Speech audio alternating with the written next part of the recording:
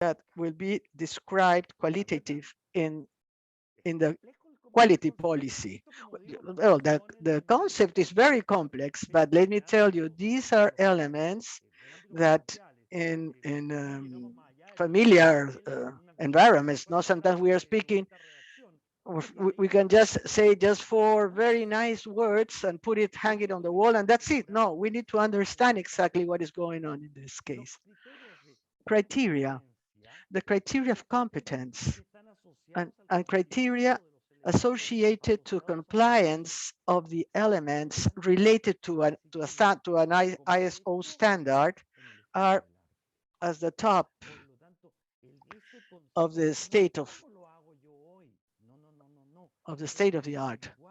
We need to find out how this specific activity is carried out based on the best practice that has been recognized in the environment where I am moving or working. That's why labs need to develop activities of high-level activities. This, the state of the art of this specific point. That's the concept that underlies precisely the ISO 15189, because it's just not what happens right now, but it should encompass much more. And finally, the policy needs to be reviewed. Of course, we agree with that.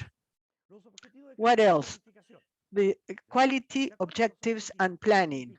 Okay, now we have the objectives. What do we mean by these objectives? The standards say that we need to have quality objectives, including those objectives required to meet the needs of the users. And the functions, of course, and levels and relevant functions and levels, but the quality objectives should be measurable and they should be consistent with the quality policy. So these quality objectives should have been implemented and created based on the quality policy. The lab management must ensure that the planning of the quality management system must meet the requirements and purposes of the quality policy. So therefore, we have another concept here, which is the planning. Planning involves, and we're going to see that the planning involves strategy. And a strategy, it's just like a bridge between today, the present and the future. It's a strategy to see how we're going to get from the vision of the present towards a vision to the future. So therefore, we need to plan how we're going to get there. So therefore, the objectives are supporting this plan. And this has to do with this deployment of the policy. A quality policy defines objectives. The quality objectives, which are qualitative, are supported by indicators. And where are indicators included? In the processes. And what's inside the processes? You, the staff.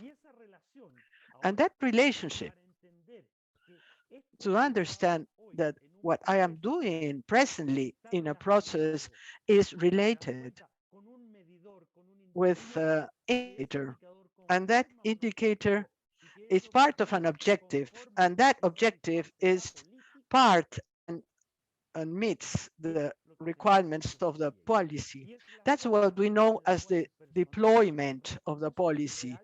And that's the way how the staff acknowledges its participation. And in this case, we're going to see with the meeting of the requirements. And also we're going to see this later on when we speak about a continuous improvement. So therefore, the objectives and the challenges that we that that a lab is facing for the quality management, for the implementation of a quality management system, involves these new ways how to value the management in this. Well, it's only 40 seconds after I had planned to end, to complete. Thank you, Roberto. Very good presentation. I think that this could have clarified somehow any concerns or any questions that some labs might have. I don't see any questions, but I will maybe try to stimulate and to encourage all participants to include other questions. Well, there are some doubts with regard to some national reference laboratories, particularly belonging to some institutions. And there are some doubts as to whether the national reference laboratory, due to the type of service that they are providing, maybe it's a tertiary service or a secondary service, that they are providing services of techniques of a given complexity, techniques that are only carried out at the national reference lab, as you have managed, for example, the surveillance of resistance through molecular types or phenotypes, of second line phenotypes. They have said that the standard that is applied to them does not apply because they are not receiving directly the samples of the patients, but also isolated cultures or strains. So therefore, what they say that the standard that should be applied is the standard 17025, and that's the question that they have. And you have well explained that the 15189 is the standard that should be applied to those labs. May I make? I would like to make a comment here, please. Let me interrupt. I think that the key to to see exactly what should they use is the concept of the foreseen purpose of the determination. So, as I was saying, the WHO has recommended that for the TB labs, and of course they are being monitored every year concerning the information that is collected through the WHO concerning the TB global report consolidated data. If the national reference laboratory is accredited under the ISO 15189. And just to remind the laboratories that are managing this standard very well, just to tell you that this accreditation indicator is one of the 12 indicators of the global initiatives of labs within the framework of the end of TB strategy. There are several reference laboratories in the region that they continue carrying out diagnosis tests, which should not be the case. For example, they're doing different this culture and specialized techniques that I mentioned before.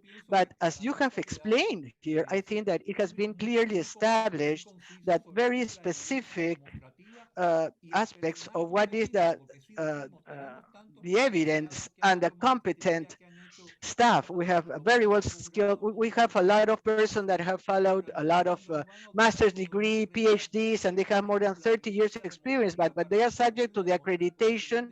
We see that there is no way to provide the evidence of their competence. And that's where we fail. We do not have the necessary evidence to prove that competence. So I would like that some of the labs that are present in this workshop that could make any comments, whether they have any doubts, any question about this, that maybe Roberto can clarify. You can write your questions through the chat. Roberto, if you would like to clarify something, you have the floor right now. I think that the general idea, as you mentioned, is that there is no inconvenient in using the standard 17025 as a standard for the laboratories. But the thing is that we start to working more on the concept of why do we need this determination? Why do we need this clinical concept? Finally, the ISO 15189 is related to the clinical aspect. It has a language that is properly related to the clinical aspect. This is a historical discussion, for example, that we carried out tests and not essays, or exams and not essays. This somehow relates us to the fact that the purpose of the result will have an impact, if not on a specific person, it would have an impact in the universe or in a community. And this really tells us that the need of developing the concept of competence. We have a question from Angie Zabaleta from Colombia. It is clear that the standard is 15189, but how can we approach the pre-analytical part of the sample collection, taking into account that if they receive cultures, so this laboratory is not taking the samples directly from the patients. I know that you will be working on this, that you will be addressing this topic later on, but could you say something about this?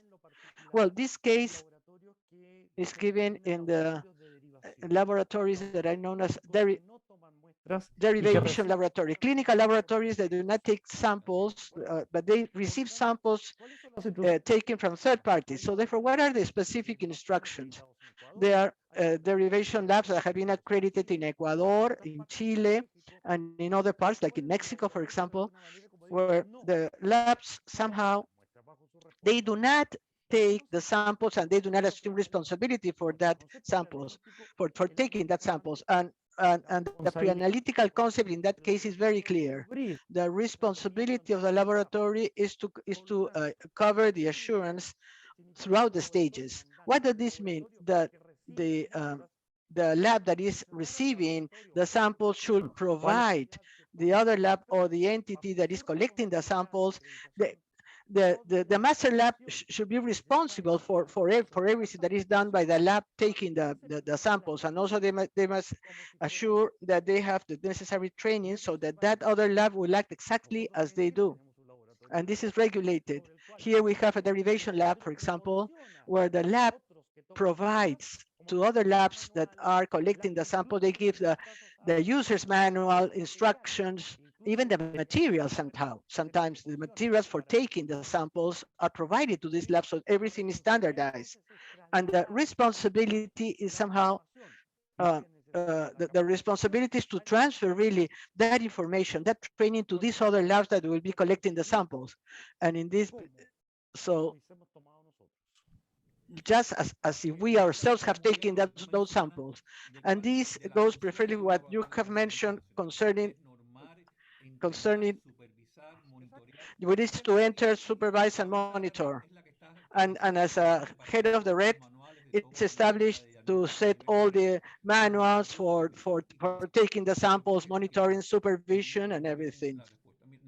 Okay, now we are asking. Bueno, que si existe alguna diferencia, esto es un país de habla They are inglesa. asking if there is any difference. This is an English-speaking country. Is there any difference between the Chilean or Mexican version of ISO 15189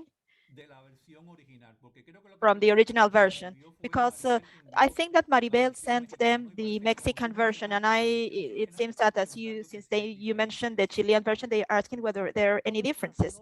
Well, look, all the standards to be official standards from the countries, they go into a category that it's called equivalent translation. They need to have this equivalent translation. Therefore, countries can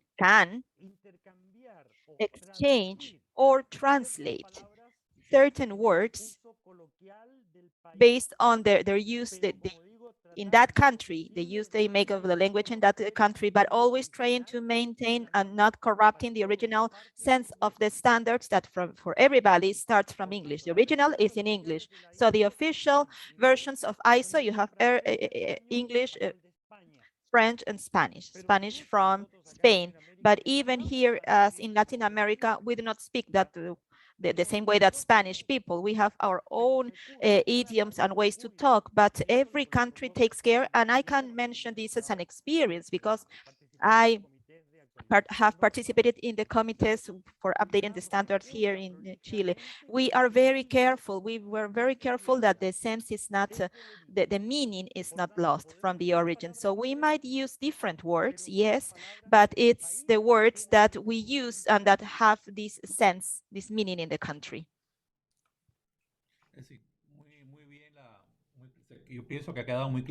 Yeah, I think it's pretty clear because there are words that are more common use in a country like another. Like giving an example, the term that it's used in the labs, for example, of barbijo, the masks. Some countries in Spanish say barbijo, others say mesada, others say mascarilla. This is for the masks, and these are terms that are easily to understand, and that's why the different countries use their different terms to better understand. Is there any other question? We are on time. We still have time for a couple of questions, maybe.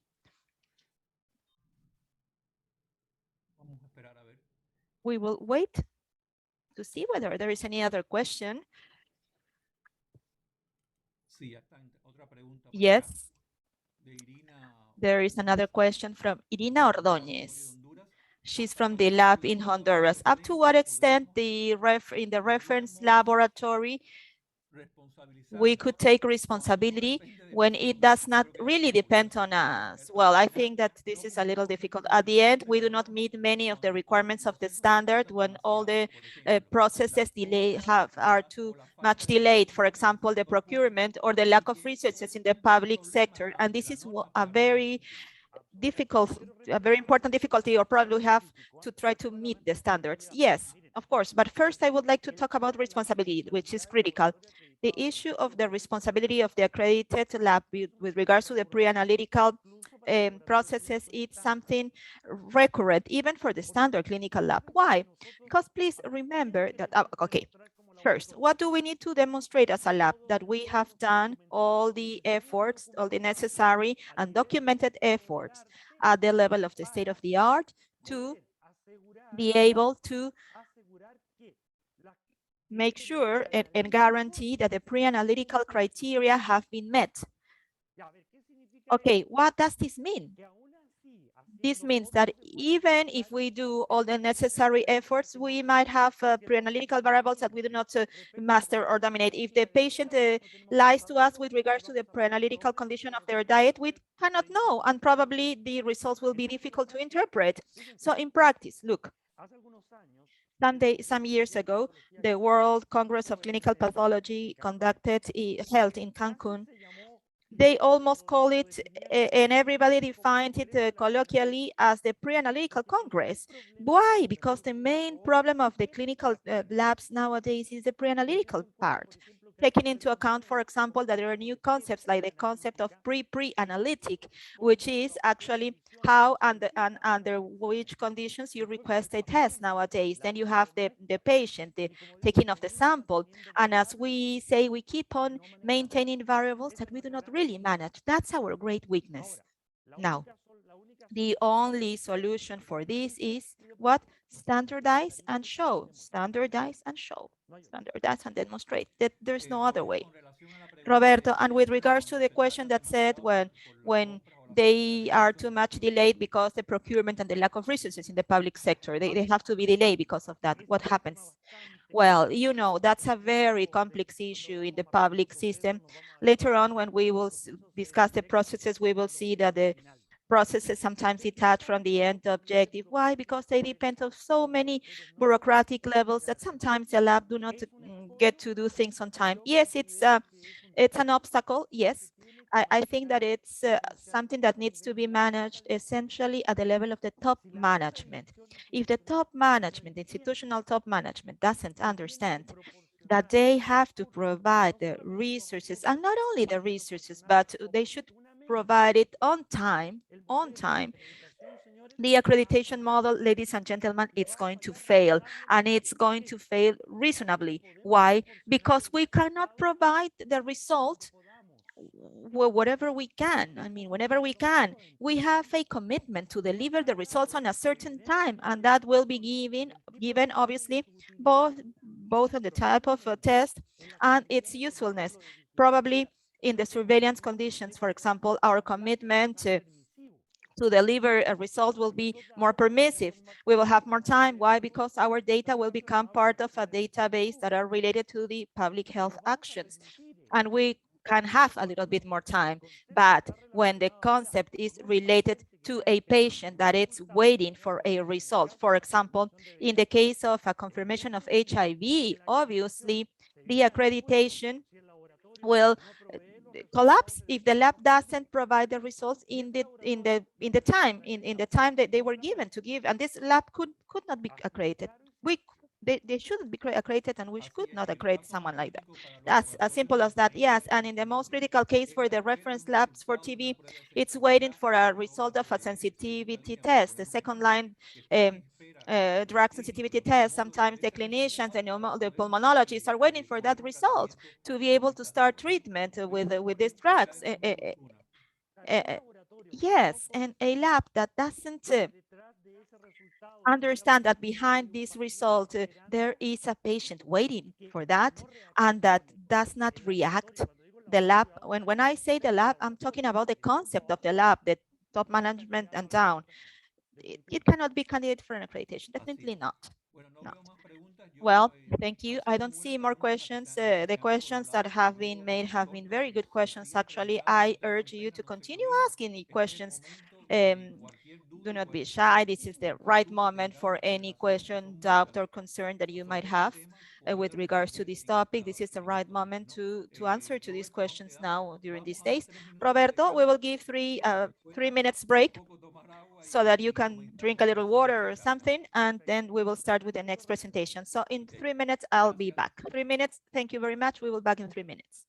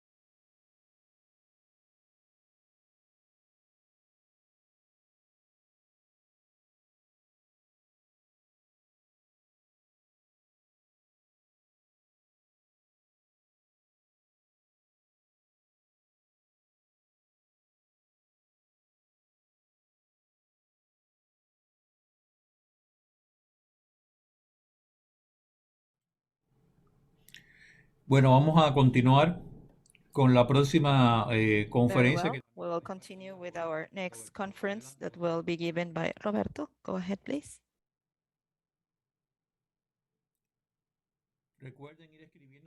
Please remember to write down your questions in the chat if you have any.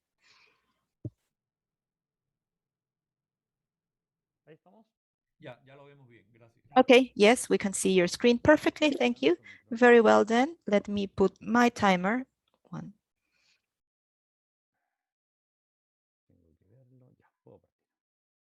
Very well. I can start. So let's go on. So another requirement that 1589 sets for us is communication, has to do with communication, okay? And here, in some way or the other, we speak, well, first on how the laboratory describes the communication mechanisms with people, the way they communicate with their people, their staff.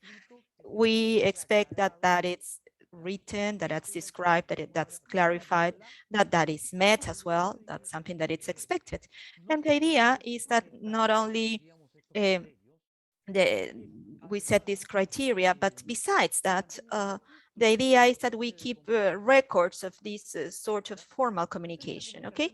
The issue of communication, it's a very important aspect that sometimes it's not very well understood in terms of the end or its objective. And also because, for example, I remember in a public institution some time ago when we were discussing about communication, yes, of course, maybe one of the all these persons in the room, he said, no, but here you can communicate, no, but you cannot just speak like that. If you want to communicate with your boss, there is a type of document that it's called providencia, and if the boss wants to talk to you, they send a memo. And we found out that this public institution had like 10 formal and structured mechanisms for communication, different types of communication, and evidently many of them were not being used any longer, but they had these forms, these letters or forms to communicate. So the idea here is basically to define how we will communicate and how we keep record of this sort of communication. Now, 15189 in some way foreseen what was going to come in 9001 2015, also introduced this concept of communication or need of communication between the lab and the stakeholders. Okay, what does this mean? This concept of stakeholders, what does it mean? This has to do with how do we relate with what we recognize as the stakeholders. And let's remember, the stakeholders are the organizations, groups, or organizations that we have relationship with, internally or externally. Stakeholders are the staff, but the owners as well. Maybe a stakeholder is the state, the regulatory agencies. A stakeholder is also the patient organizations. I don't know. Therefore, this involves we should have previously studied and determined which are the stakeholders with which an institution need to communicate with, and which will be the formal mechanisms to communicate with them. Now, why the relevance of this formal mechanism? Why? Well, because in practice, it means that in some way or the other, the institution has to protect that the formal communication channels are established. They have to be careful about that. I give you an example. In a public institution in the pandemic, it was the Minister of Health or the Subsecretary of Health that had to call directly to the professional to ask for a result. And that many times, because of the pressure, and as happened at the end, really, well, the result was given preliminary, but wrong. It was a wrong result, and that resulted in a public statement of the ministry. They have to excuse themselves, and everybody was complaining the poor professional. But there, you can see that you are confusing the formal mechanisms. Not even the director of the institution knew about these formal mechanisms that the minister went all down into the lab. How are you doing? Is it positive, negative? Please, how can you do that? I mean, the need to establish formal communication mechanisms, it's imperious because of the safety of everybody, even the professionals, okay?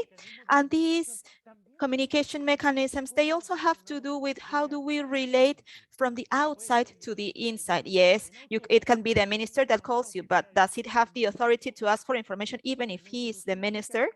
Well, the institution needs to clarify that there is a channel to ask for information, and that information that doesn't go through the channel won't be communicated. And what happens with the colloquial aspects, which are the acceptable communication mechanisms? What happens with, the telephone caller receives, the telephone operator receives a call that asking for a result of a test, and she passes the call to a professional, and the loudspeaker of the lab says, this person, you have a phone call, but this person is doing a micro titering with a pipette, and when he raises the eyes to see the phone, and he forgets what he's doing, and that he's interrupted, and he started seeing, did I feel this or not? What did I do? I got distracted. Yes, some people is laughing at this situation. I don't doubt that.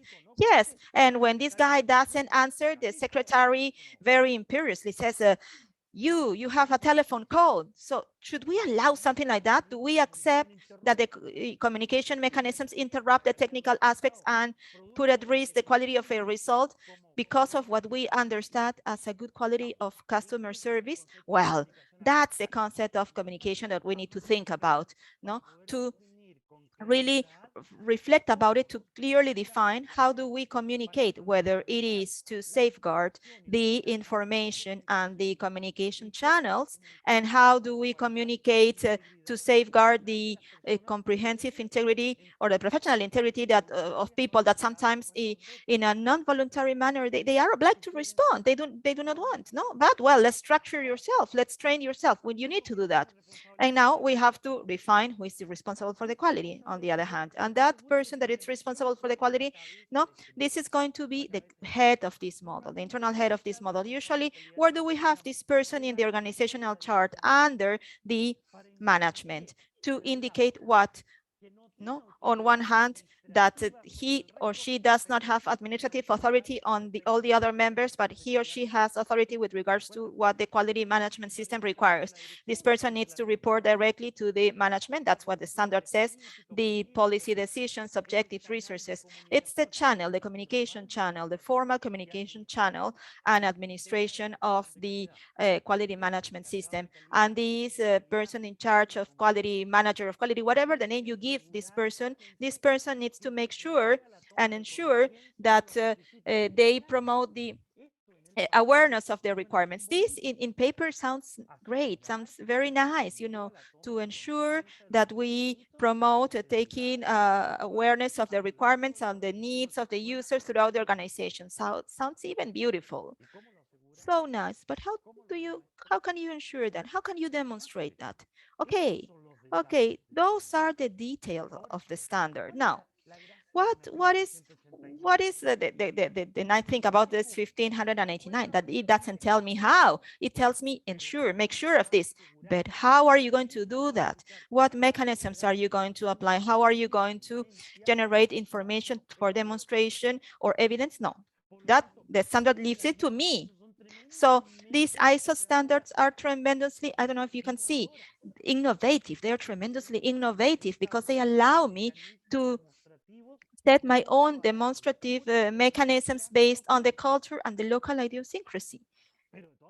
But anyway, I have to set a mechanism to demonstrate the things, and that it's actually enough to leave the auditor relaxed and satisfied. But I wouldn't focus that much on the auditors. I would focus more on that myself, that my quality, that responsible for quality is satisfied the quality of information. Maybe sometimes we think this is done for the auditors or those who evaluate us. No, the evaluators just confirm what we already know as people in charge of quality. So the great responsibility, it's not the auditors. No, the main responsibility is in the hands who manages the quality management system, and that is fully convinced that the requirements are being met and that I have enough evidence to show this compliance. That is a real quality management system, and that is a person in charge of the quality that really knows what he or she is doing. Do you see? Okay, do you see how things change? No, we do not work for the auditors. Be clear about that. The auditors are just one stone on our way, no? That we will have to cross, no? We work for a quality management system that has a specific objective in the organization. That's what we do. That's the objective that we have to identify.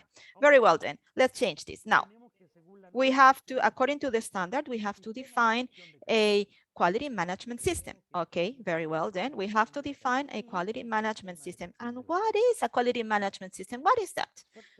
No, what sort of macro structure? Well, it says first you need to establish, you must establish, document, implement, and maintain a quality management system. Look, you have 4 words here, 4 requirements. Establish, document, implement what you have documented, and maintain what you have implemented in time. Because this is not do it now and just leave it to die there. No, you have to maintain it. You have to feed it and nurture it day by day. Therefore, what is the end of all of this? Well, the end is to improve the effectiveness based on the requirements. Okay, so it is not only that we will maintain it, but besides, we were given a 5th requirement, improve it. Therefore, we have to have evidence of what? Of having established a quality management system, of having structured a quality management system in my institution, in my system, in my people, with my resources, with my infrastructure. It is here where the external things do not get in, do not enter. It is here when a consultancy brings a CD with the whole package created and they say, this is your quality management system, just change the logo here, you change here, and these are your procedures. That's done. We have already documented this, the consultant said. Where from? Ladies and gentlemen, the quality management system needs to meet essentially, be in line with the organizational culture, should be able to develop the organizational culture, and the documents must be prepared by whom? By those who will be using these documents and implementing these documents. What for? To have a sense of belonging, to own these documents, because what is the use of a document that I have copied? Well, yes, I have it there, great, that's a use of it, having it there, but in the reality, then I realized that what I do, it has nothing to do with what the document says, and then I realized that later on, after the fact.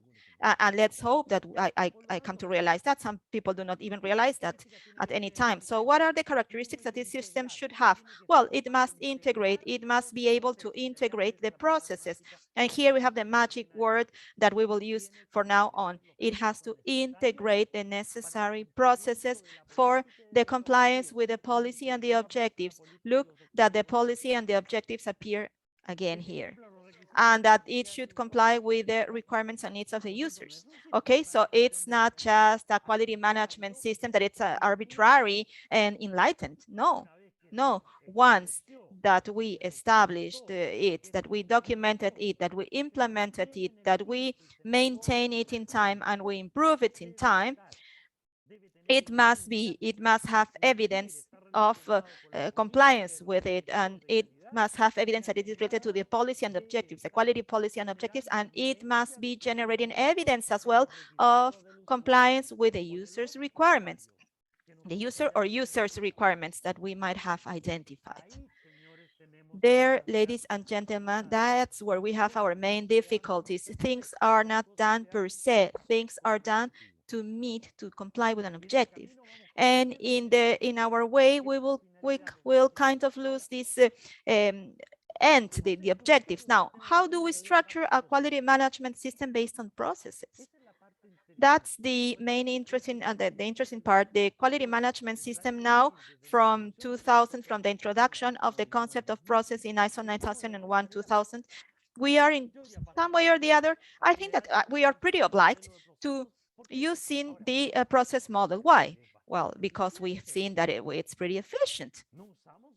We do not use a process model out of fashion. We use a process model because historically we have proven that it works, that it's efficient. Okay, so in practice, what does this mean? This means that the laboratory must determine the processes that are part of their system. When I speak about the system, I'm speaking obviously about the quality management system. That's why I will mention system because the term is pretty long, and to guarantee its application in the lab. So first important thing that they need to do, the lab needs to determine the sequence and the interaction of the processes.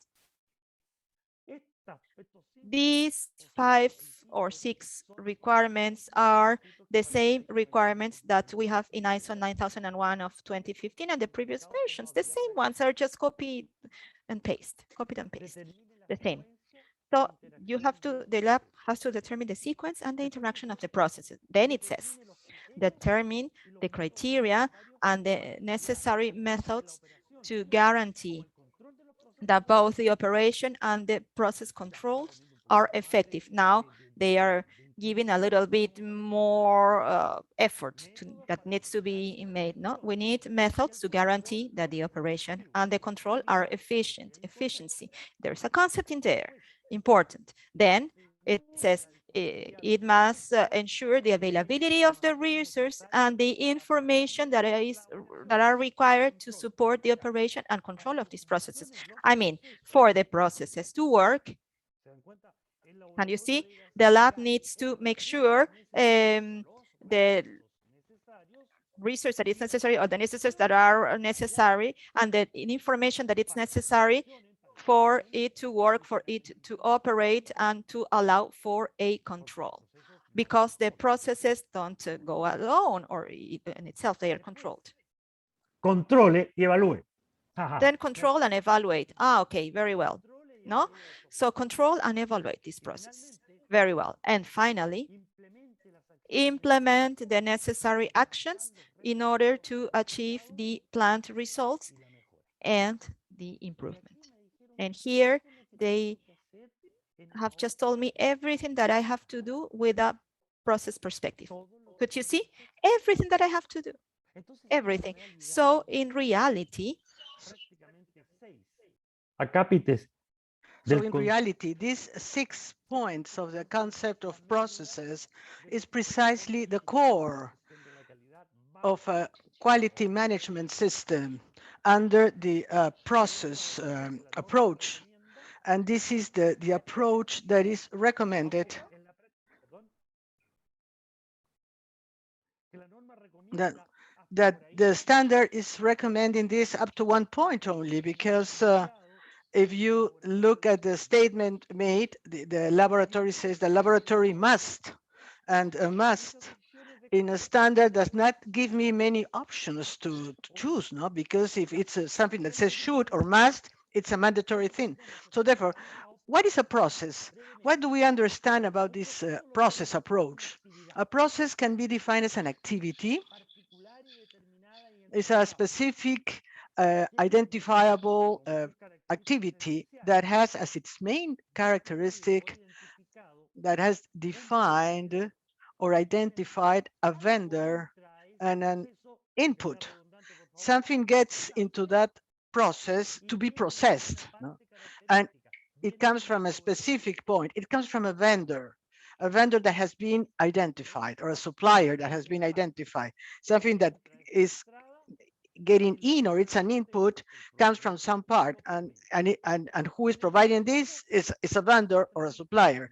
In that process, this is transformed and there is an output. Somebody's receiving that, no, a client is receiving that output. That's the essential concept of the process. So therefore we have 5 elements here.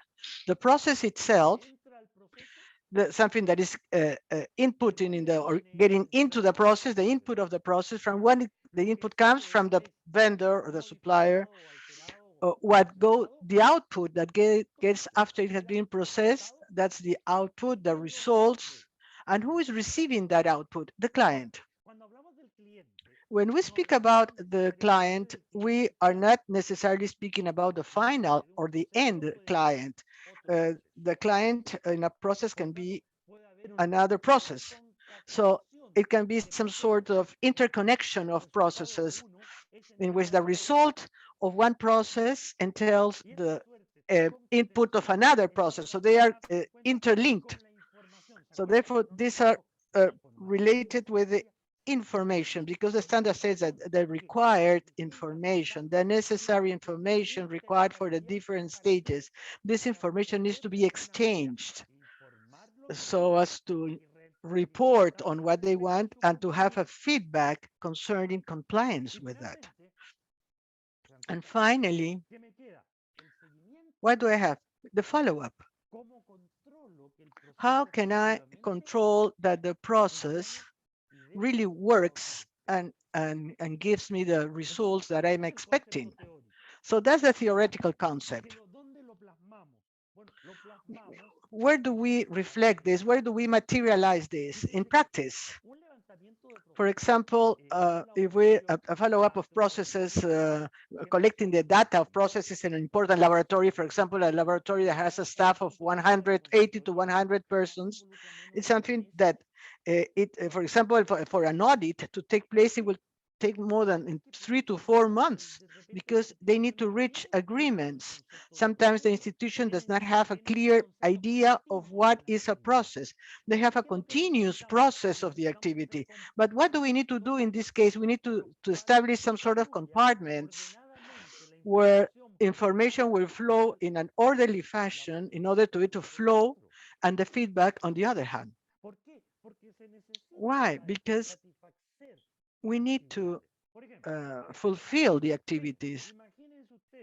For example, let's assume that we have a process under study. The analytical process, okay? It's going to be just in a general aspect, the analytical process in general. The analytical process will set some requirements to the pre-analytical process. As I said, what does the analytical process says to the analytical process? It would say the pre-analytical will say to the analytical process, if to take a glucose test, you don't take a volume of samples of a given number of LL in a tube with anti-clog with a specific characteristic, and if you don't send that sample within a particular period of time, I will reject this. And this requirement goes to the pre-analytical, and if the pre-analytical is not meeting all these requirements, if the anti-clog is sent with a tube with a different color, or if an insufficient volume is sent, what happens? The laboratory will reject this. The analytical laboratory will reject this. And what happens there? There is a failure because we need to start back again since the beginning. So what do we mean by all this? This is the process architecture requires that we need to study thoroughly all the processes. We need to study all the requirements given by the processes that are feeding this process, and also to see how the output of one process will be feeding the next process, in order that they will be meeting all the requirements of this second process. The requirements are met when the output of a process fulfills the requirements that have been set by the next process. And these basic conditions, which seem so obvious, are very, very hard to comply with, are very hard to fulfill, because that's where we find all the failures and the daily errors and mistakes. This is a daily operation, really. Here, for example, if we look at the quality management system under the process approach, we understand the concept, no? We understand the concept of internal client or external client, but if we do not understand this process, we need to understand that the internal client is found in the processes. It is not found in any other place. It is found in the processes. And how can we materialize this in reality? We can prepare this process map that will change the logic, through which we observe the activities of the lab. because the process map starts assuming two things. First, it identifies on one corner, and the left column, it identifies the client and the needs of the client. And on the other column, on the right, which is linked by a very clear red arrow, the client and its satisfaction. It means that in a process map, we are focused in understanding what does the client want and in trying to meet those requirements and needs of the client. So therefore, we are working for the client. We are not working for the management. We are working just for the sake of working. We are focused on the client. This is a complex perspective that with a logic old structure is very difficult to break this approach, because when we forget or we ignore the client or the patient, the organizations internally start to self-determine themselves. They start to decide themselves internally. What is linking this red line? It is linking the operating process, the process of generation of value, the processes that are relating the patient with a requirement, with a patient with a that is satisfied, that has been requirements being met. So therefore, that is all the analytical process. Now, all the details and characteristics of a laboratory, well, this is just in general terms, it is the laboratory of a hospital. It has an analytical side. It has a pre-analytical, of course, we know that. But independently, if you take the samples or not, the definition, the standardization, the documentation of the pre-analytical process, which is your responsibility, should be transferred to the person that is taking the sample, that is making the sampling. So therefore, this cannot be separated. If you want to be part of the 15189, 15189, we need to say that the laboratory is responsible for the entire process, whether it does it directly or not.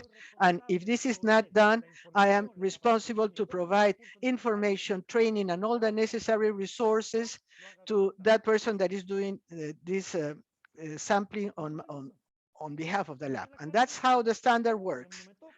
So it says, no, this is not my responsibility. I'm responsible only inside the institution. No, that's not the case.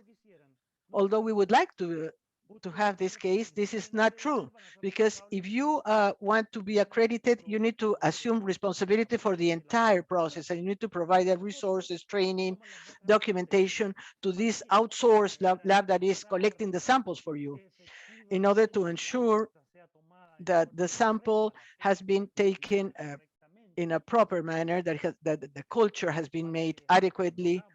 So when we made all our analytical actions, we should not say that we have an excellent false negative result. That's accreditation. Processes. But in these operating processes needs to be fed with processes from the management side. For example, on the lower part is going to be an important processes, support processes, no, from biosecurity, environmental conditions, IT aspects, several supporting processes, not this like the parasite processes, because they are not contributing with value, but they need to be there. They need to be there, but they are not contributing to value. Why? Because if I have a problem with the purchase, the analytical process will fail. If I do not have a staff selection process that really will ensure that I will be using competent person, what's the point of having very good equipment if we do not have a very well-trained team? And if I have very well and very skilled team, but we do not have the guarantee that this equipment will be properly used. So the concept of integration is essential.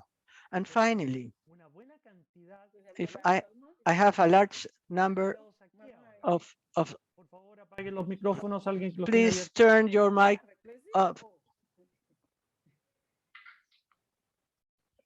Tenemos entonces So, una sorry, somebody speaking. Por favor, traductora, a ver si pueden decir que apaguen los micrófonos. en inglés porque están hablando en inglés. Sí. Please turn your mic off. Gracias. Entonces, ¿qué es lo que viene ahora? So what happens? There's another group of processes, the processes that are so Por favor. Paola, ¿tú puedes silenciar? Paola, can you mute the microphones? Disculpa, Robert. Entonces, los procesos So,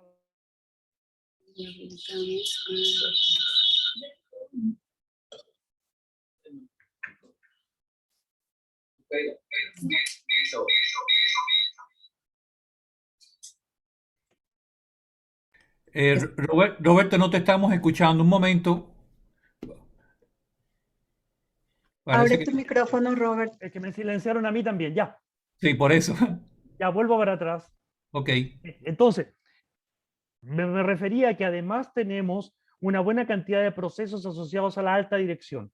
Los procesos asociados a la mejora, acciones correctivas, preventivas, auditoría interna, no conformidades, los procesos asociados a la escucha, satisfacción de clientes, gestión de indicadores, gestión de reclamos, los procesos asociados a la síntesis de la información, procesos asociados a la revisión por la dirección, y los procesos asociados a la definición de las etapas de la mejora en la política y los objetivos. Ya, pues, y todo esto tiene que ser armónico. ¿Se dan cuenta? Y cuando digo armónico, quiero decir algo muy objetivo. A ver, señores, y esto es muy típico de ustedes y se van a sentir muy bien representados, lamentablemente. Señores, Ernesto, disculpa, por favor. ¿Sí? No sé ¿Aló? Sí, Roberto, disculpa. Parece que no se está escuchando en inglés, porque yo estoy en el canal en inglés. Y se okay, escucha en español sorry. también. Bueno, Now, no tengo yo cómo saber eso. no, testing, 1, 2, 3, testing, 1, 2, 3, testing. Okay. A ver, ¿se escucha ahora? Yes. Yes, testing. 1, 2, 3, testing. Testing, 1, 2, 3, testing. Sí, escuchamos en inglés. Okay. Yes. Yes. Yes. Okay. Testing. Yeah. Okay. Entonces, el concepto. So the concept. ¿Podemos seguir? Sí, continúa, Roberto, Yes. por favor. Please go on, Roberto. So the general concept, the concept that underlies this great process map is precisely integration. A great part of the problems that personally I had to encounter in the accreditation process of the public institutions is precisely this absence of integration. And this due to the formation of internal organizations that are like independent, completely separated from the other ones. They have their own self-management program, their own times, and they are not related with the responsibility of other institutions. For example, the purchasing or procurement according to their own dynamics. That's a typical. And the decision for procurement decisions and procurement types are not dependent on the needs of the other one. So that concept of integration is a concept that needs to be changed. And that's very difficult to accomplish sometimes. What is the key point there?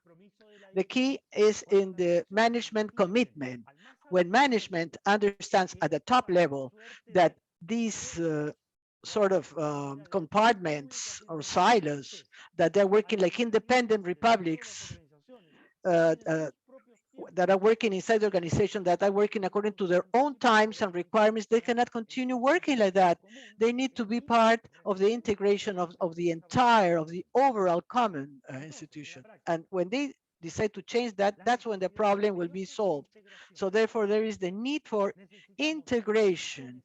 We need that procurement purchases according to the plan of the needs, not according to what they decided to do.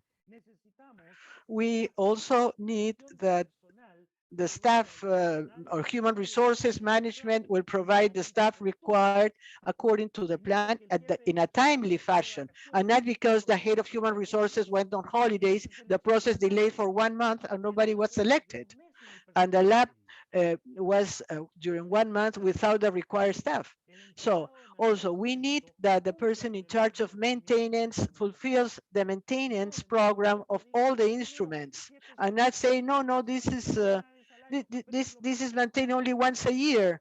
But if we give maintenance every 2 years, the same. No, it's not the same. We should not believe him. So that's what we need to take into account. We need to have a very well integrated structure with a goodwill, but with a relevant hierarchical structure.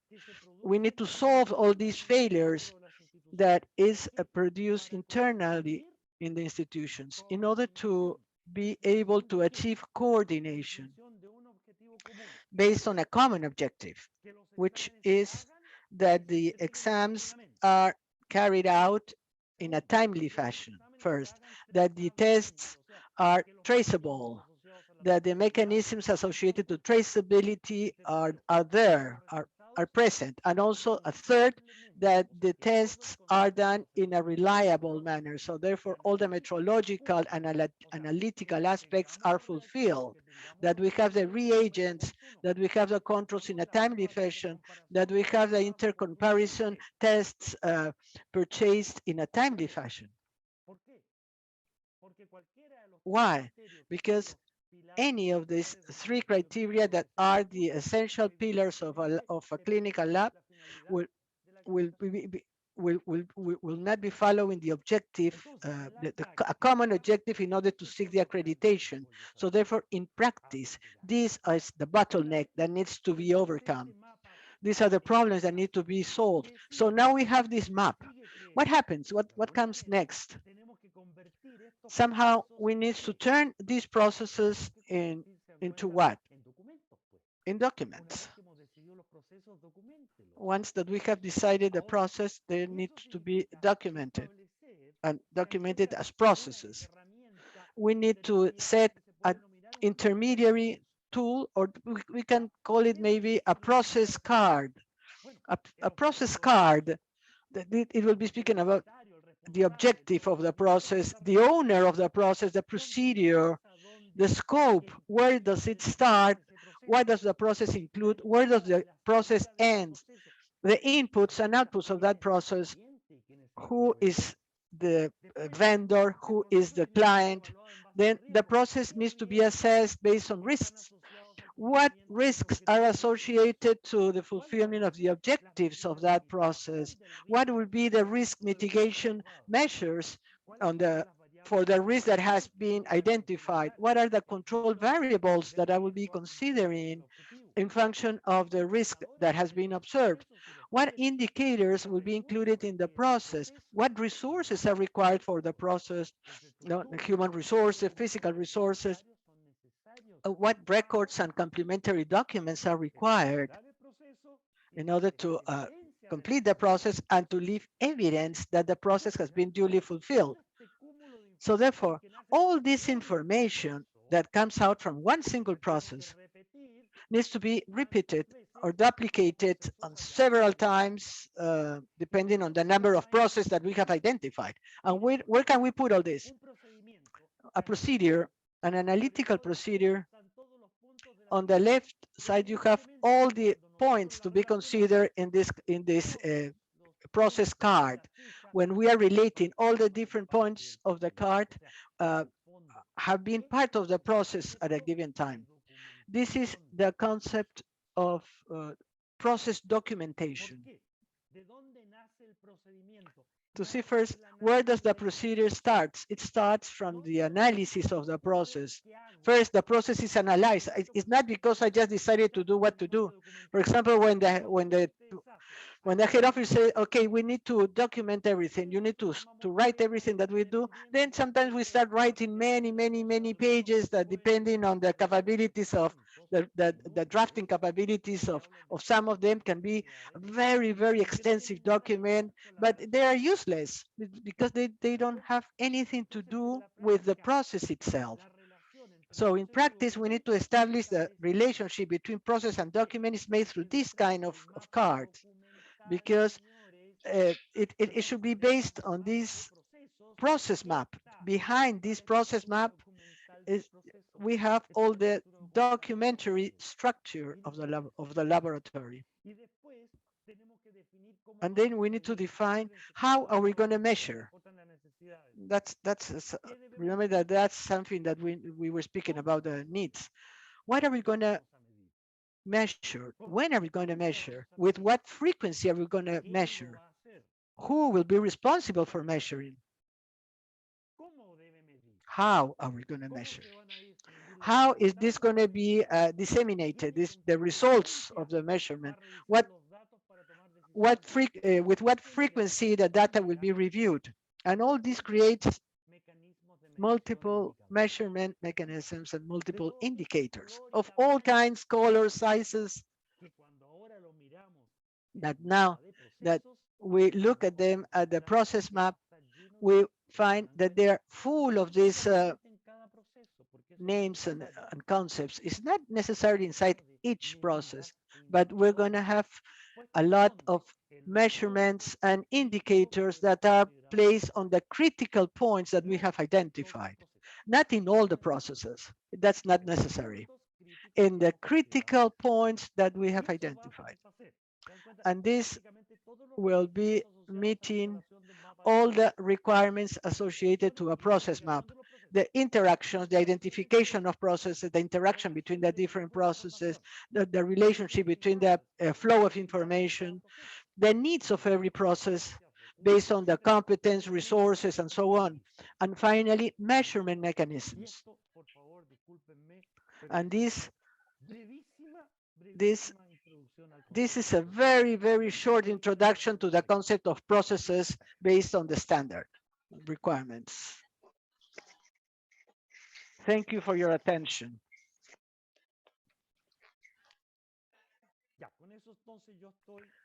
Well,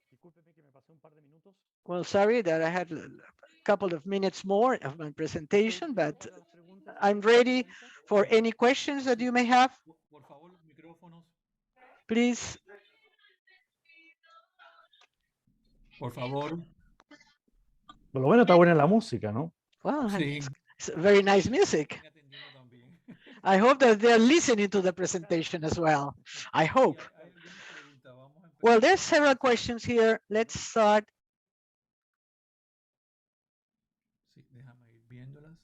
Let me look at the different questions that have been made. Just a second.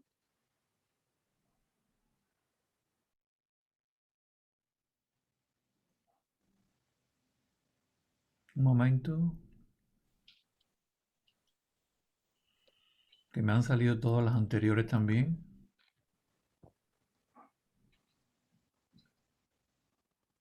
Bueno, aquí empezamos. Well, here we have it.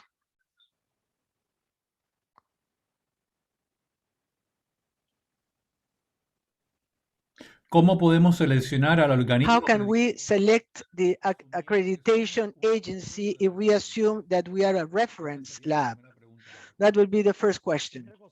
Well, first of all, in principle, the ISO concept establishes that each country should have one ISO 15189 accreditation agency. Usually the accreditation agency is an independent governmental entity that is associated to the Ministry of Economy and Trade. So each country has its own accreditation body. This is not the concept of certification where we have multiple certification agencies of ISO 9001. In some cases where the countries do not have accreditation bodies, a nearby country or a neighboring country can do the accreditation process. That has been the case of Guatemala, for example, in Panama, Guatemala in Colombia, Mexico, despite the fact that in some cases the standard has not been fulfilled. In Panama, there was no accreditation body available to accredit the ISO 15189, but in Colombia they did have, so therefore, Roberto, it has happened also in other countries of the region that they are national accreditation bodies, but what happens is that they lack experience, prior experience, to accredit TB labs that we know that they have some specific characteristics that are different to they're different to microbiology in general, and sometimes the staff is not properly familiar with this process. So sometimes the country decides to request this accreditation process from a foreign country. Yes. So therefore, we see that the accreditation should have the specific characteristics, like in the case of the TB lab, we are asking too much, I think. In practice, accreditation models somehow are prepared according to the competencies of the assessment personnel. No, usually the management aspects are managed by the local accreditation body because these are common to any lab and any entity, and they go together with technical experts. And these should be the experts in TB labs, for example. But in general, you have the experts in general. That would be the combination.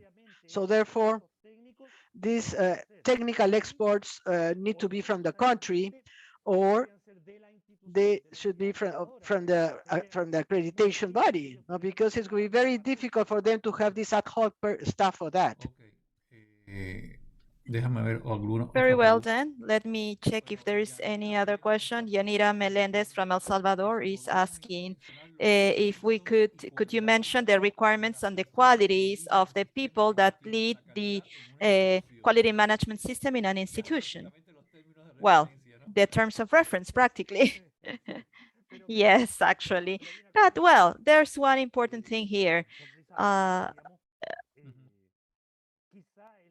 Maybe when I speak about people that lead a quality management system, I think about the quality manager, the person in charge of the quality management. That's what it is in general. As an experience in accreditations, we must say, however, that first, it's pretty helpful when the quality manager or the person in charge of quality is one of our professionals of our sector. I mean, someone who understands about the lab and besides has been trained very robustly on quality management systems. But we should start from the base that it's one of ours, that it's professionals from the clinical setting, from the clinical sector. That helps a lot. Why? Because we speak the same language, and that person very well trained in quality management systems can be an excellent quality manager or person in charge of the quality. However, that's in the technical aspects and in the professional aspects, but there is a requirement that it's not minor, which is the requirement, the personal requirements, no, the empathic part, no, I mean the personality, the capacity of approaching the rest of people, connecting, the capacity of understanding, of communicating, basically empathic characteristics of the person in charge of the quality. That's something essential as well, critical. I think that we have there both groups of characteristics that cover everything that you've been asked about. I think that aspect that you've mentioned is very important, particularly the empathy, because sometimes they see someone that is responsible for the quality in an institution, and they see this person as the evil. No, oh my God, we're afraid. No, yeah, it's quality, but let's run. No, it's like the police. Yeah, yeah, indeed. So it's important what you've mentioned. Norberto, yes. from Argentina, he's asking if in their case, in the case of the reference lab of Argentina, if the vendor is the client. Okay, I didn't get the question, sorry. Yeah, he asks us in the case of the reference laboratory from Argentina or any other country, if the vendor, the provider is the client. That's when you talked about vendor and client. No, I think what is the product that the vendor receives from the lab, apart from the payment? We should take that into account. No, I think that we are confusing the concepts here. The provider, the vendor is a stakeholder. Okay, essential and critical, yes, because evidently without an efficient group of vendors, the lab won't be able to function, but it's not a client, it's not a customer, because we do not owe them a result. We do not owe them the product produced by the lab. They do not receive the tests or clinical results, but the vendor has some requirements in terms of training, growth, and development. As one of the stakeholders, one of the most relevant, maybe the most relevant stakeholder actually in the group of stakeholders. Okay, right, got it. We have another question. Let's see.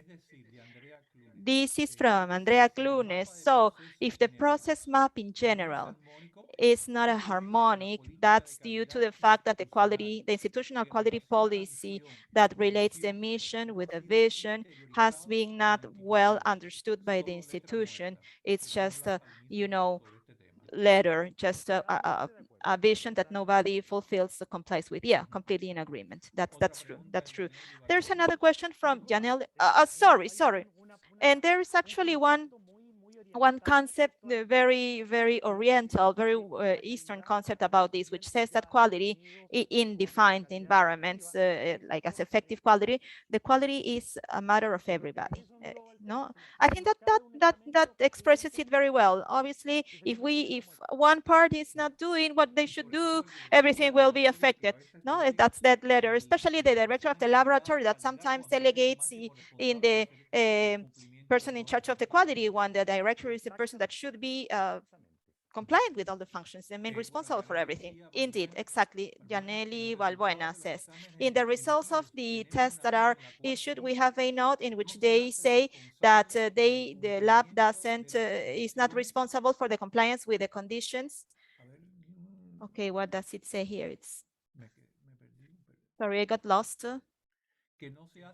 Well, doesn't accept responsibility vis-a-vis the conditions, vis-a-vis the relevance in the taking of the sample or sampling as applicable, identification, information, storage, and transportation. The results of the test and the statement of compliance with the specification in this report refer only to the test sample as analyzed and tested, and not the sample from which we have obtained this specimen. Once accredited, this note wouldn't be applicable because it is used. Well, I want to be very, very direct. I think that it's irresponsible.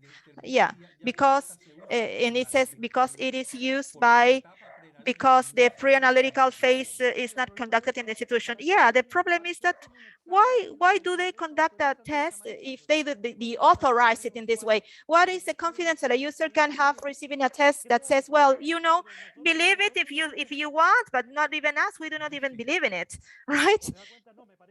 Do you see? No, I think that it's irresponsible. Why? Because look, the laboratory, it's obliged to control the conditions for the receipt of the samples with regards to temperature, transportation time, the conditions, biosafety conditions. The lab is obliged to inform, to report, and to train and to guarantee the right compliance with the pre-analytical conditions and the conditions for taking the sample. And that's under their responsibility. So therefore, they cannot just wash your hands on or disregard the responsibility that way. As I say, this is irresponsible, in my opinion. This is irresponsible because the standard requires more than that. I need to make sure that the sample arrives in adequate transportation conditions. I cannot just say this is not my work. No, I have to control the time of transportation, the conditions of the transportation, the transport temperature, and that's under my responsibility when they enter into my laboratory. So I just cannot say, no, I'm not responsible for that.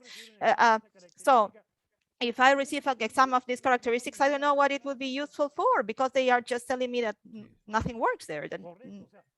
I mean, I think then that the need of doing or having a good analytics of a sample of different characterization that I have the authorized previously, I don't know what useful clinical usefulness could that have.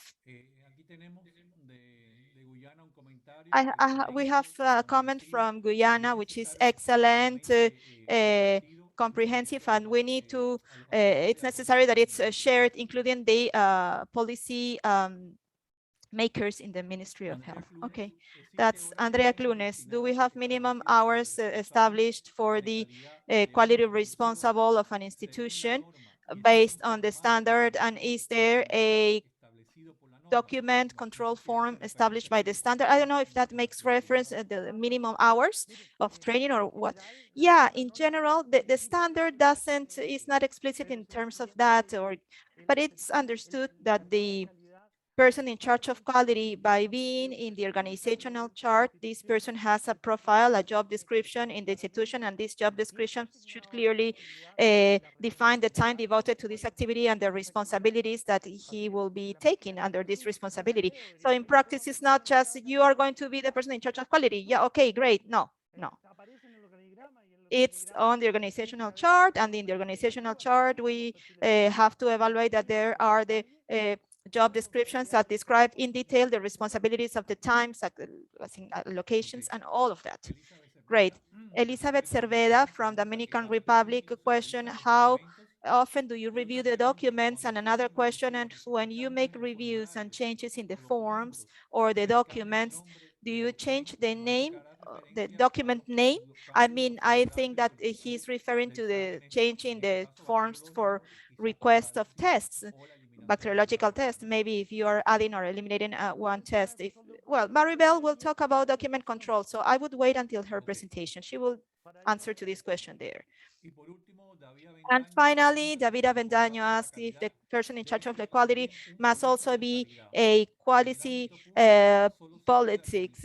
In the public setting, you just can harmonize interests by understanding the need of maximizing the relationship between the vendor and the client. Yes, completely in agreement. Yes, of course, but I would add there, we need to also maximize the internal relationship in the internal hierarchies. Why? Because the commitment has to be a full commitment. Okay. At every level, I mean, that's what I mean. Suli Puyen from Peru asked the pre-analytical control, one of the most difficult and hard to control for a national reference lab, as you mentioned. However, we should do that to comply with 1589. That's the Peruvian experience. We need to comply with that, even if it's difficult. Yes, I am aware of that. I am aware. They have a great experience with regards to that. Yes, they do. Well, these have been the comments and the questions that we received. I hope that I could show that it will be interesting that those details, like Peru, how did they solve? I am aware that they did a great job. It would be great if we could they could present these details. Yes, it's a lab that has great, they will have a presentation. Yes, we should take advantage of asking them how did they do it, because it's very interesting how far they have gotten with all of that. So we are on time. We are going to give now, well, we can give 2 minutes for our change. Thanks, Roberto. Your topics have been very well discussed, very well prepared, and very important, very interesting for everybody. So we will have 2 minutes to start with Maribel Espinosa, and she will present control and record, document and control record and contracts. Well, 2 minutes then.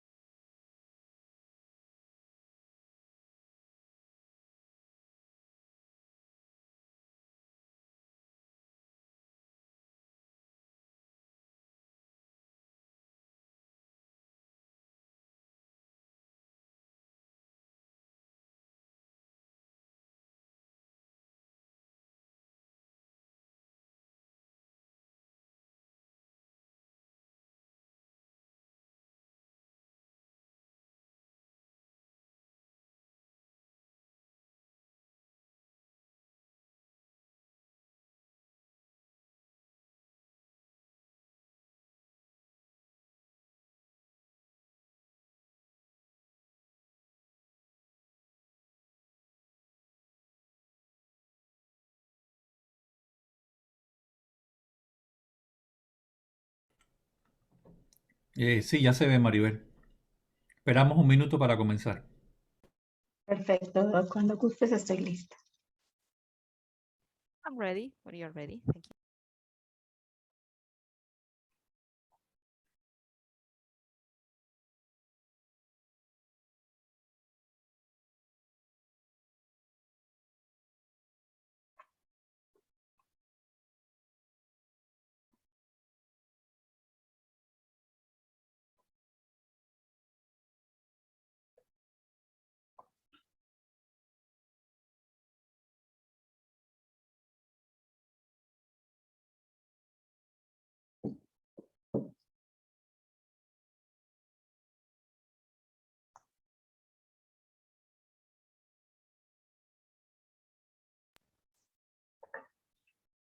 Bien, entonces dejamos para Very continuar. well, then, to continue, we would like to welcome bacteriologist Maribel Espinosa, who will start discussing the state of implementation of a quality management system according to ISO 15189. Maribel, you have the floor. Well, good morning. Thank you. Thank you, Doctor, for your presentation and the introduction, and thank you very much for the invitation as well. I will start my presentation by speaking about a topic that is pretty controversial in the organizations because it's kind of boresome for us to prepare documents because we believe that prepare documents is too heavy, it's too time consuming. And even the labs say, how do we do, to decrease, to reduce the number of documents? What do we do so that this can become simpler and easier? And let's say that the first message that I want to share to you, it's about the importance of documenting, and especially at this time in which the standard is under review.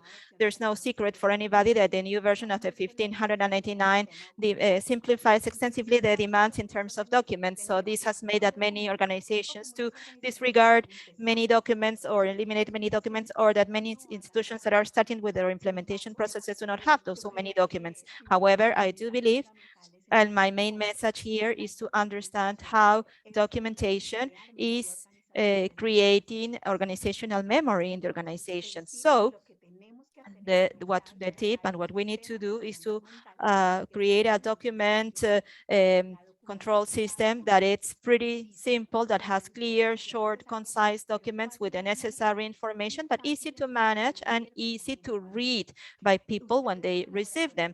You as national reference laboratories, and some of you as reference laboratories, but you are national laboratories, but additionally to that, you usually set the guidelines for the country, right? So it's it depends on you, and it will depend on all the activities that you perform, whether it is quality assurance or diagnosis, because some of you do diagnosis, or some of you do epidemiological surveillance, some of you do some research for the creation of biological materials, some of you are the regulating entity with the country in the countries with the testing labs. So it's very important to understand the importance of the documents within these organizations, create organizational knowledge to set it, to establish it. Additionally to that, it facilitates the training processes and induction processes. It standardizes as well.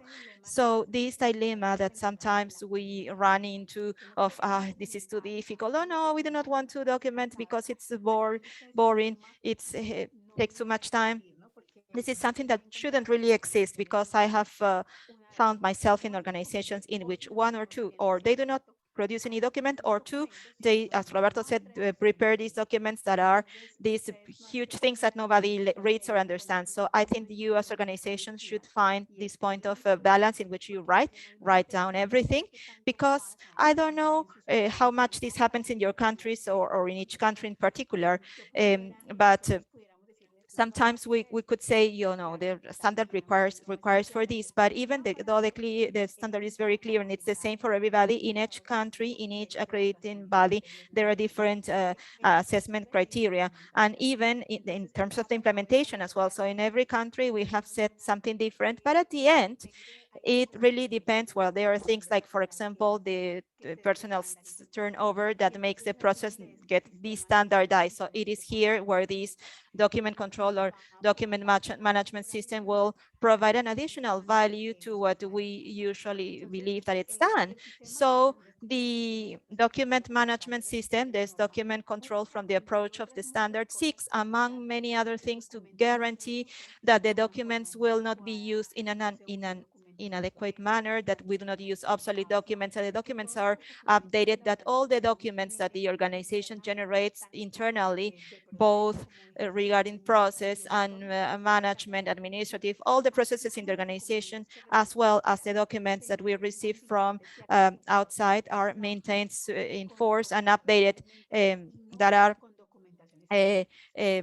used with everything that we have. Among the things that the standard requests us to have, like regulations that are applicable to our context. But apart, beyond having a list of regulations, I could go as an auditor, and actually the auditors come and ask, well, what are the regulations applicable to the organization? And we can show them a list, we can show a file, a folder, an electronic folder with all the copies of the documents. But does this add value really? Well, I think that it's important that we understand that even though it is important to have them, the most important thing is to read them, understand them, review them, know what part of these standards apply to us, to know what gaps do we have vis-a-vis these documents, and to generate an update plan, a regulatory compliance plan that will allow us not only to have them, but to comply with them. No, and also, well, all the standards, all the text, and we should be using the information, the first-hand information.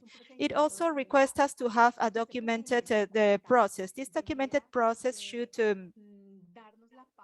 give us the guideline, set the guideline of something. Maribel, a little slower, please, for the translation. Don't forget about that. Oh, sorry, yes. I'm too excited. That's why I speak really fast. But well, this process, what it should define is this whole phase, well, all the phases of the life cycle management in an organization. To manage a document, to manage the life cycle of a document means to be able to take care from the need, from when we detect the need of a document until we establish the disposal, the elimination of this document at the end. In this context, therefore, it is important to be aware that documenting things, it's critical, fundamental. So what the standard requests us to do, and actually many of you have a pretty advanced work done in terms of establishing how to prepare a document, who can request a document. You have probably established what is the mechanism to request these documents, who will review a document, who will take care of the document from the point of view of quality, who will make sure that the document has a quality structure.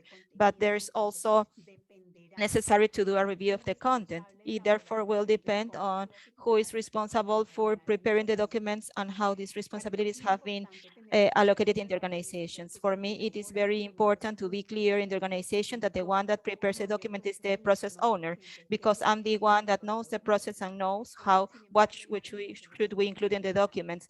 But there are organizations that just leave the preparation of documents to the quality department, and some of these institutions have a quality department that is led by an engineer or someone that is not a professional from the lab and doesn't have like the whole knowledge that is necessary. It is very important then that regardless of the model you have in your organization, this review of the documents and this authorization for the release is done by relevant staff with the relevant competences, and always in a close work between quality in the form of a document structure and the technical department or the process area. Among other requirements, the minimum requirements set by the standard is that this person must have, the document must have a title, a unique identifier, a date of edition or revision, a number of pages with regards to the total number of pages, and an issue authority. Additionally to this, there are organizations that include other information depending of different things. Many of them has a document manager, a software, or many do this manually.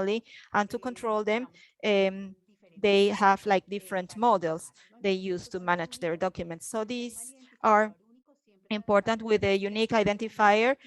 We should always try to prepare very simple documents. Some years ago, what happened to me that was that I was working with a lab that designed their documents in PowerPoint. So imagine change one little thing in PowerPoint involved that the text moved. We had to cut, move, the format was lost, or sometimes you have documents with a heading that occupies half of the sheet of paper. So when you have these very long documents, it really result in people not reading them. People get bored of them. If I get to your organization and you tell me, well, Mary, we are in your training process. First of all, you need to know about the quality management. The quality management system might give me a folder with 50 pages. Obviously, I will read the first page and I'm already tired. Therefore, it is important to try to simplify. That's a tip for implementation, actually, to try to simplify these document tools so that they will facilitate, actually, the attachment to the documents, the reading of this document. Another important document is where are we going to keep the information, where it will be, how it should be. Nowadays, we have, because of the pandemic, of course, the documents, most of them are in electronic format. We also to prepare with do the remote audits, which is what nowadays we see, and that so far are as important and probably because of many factors will be continued after the pandemic. So we're having clear, readable documents. One of these documents in which we found many inconveniences at the beginning, not now, but at the beginning, was the quality manual. You know, sometimes you get to the organizations and the manual was something that first it was a huge thing, but besides it was something that was kept on the desk under secure in a secure location, the desk of the manager, quality manager, or in the manager's office, where when it should be a document that should be very user friendly, that it should be a document in which anybody that reads it can get a clear idea of how this organization works, how the system is structured. That's why it is important that this is a document that it's available in the place where everybody is, that it's available in the language that everybody understands. And then we will talk about that, the insert, the instruments. We will see the particularities of all of this later on. With regards to the review and the periodical review, look, the standard doesn't indicate how often you need to review. Someone was asking actually a minute ago. Well, the documents need to be reviewed periodically, but that periodically, how do you define that, right? And that is something that depends on the organization, on the lab, or the type of document, actually.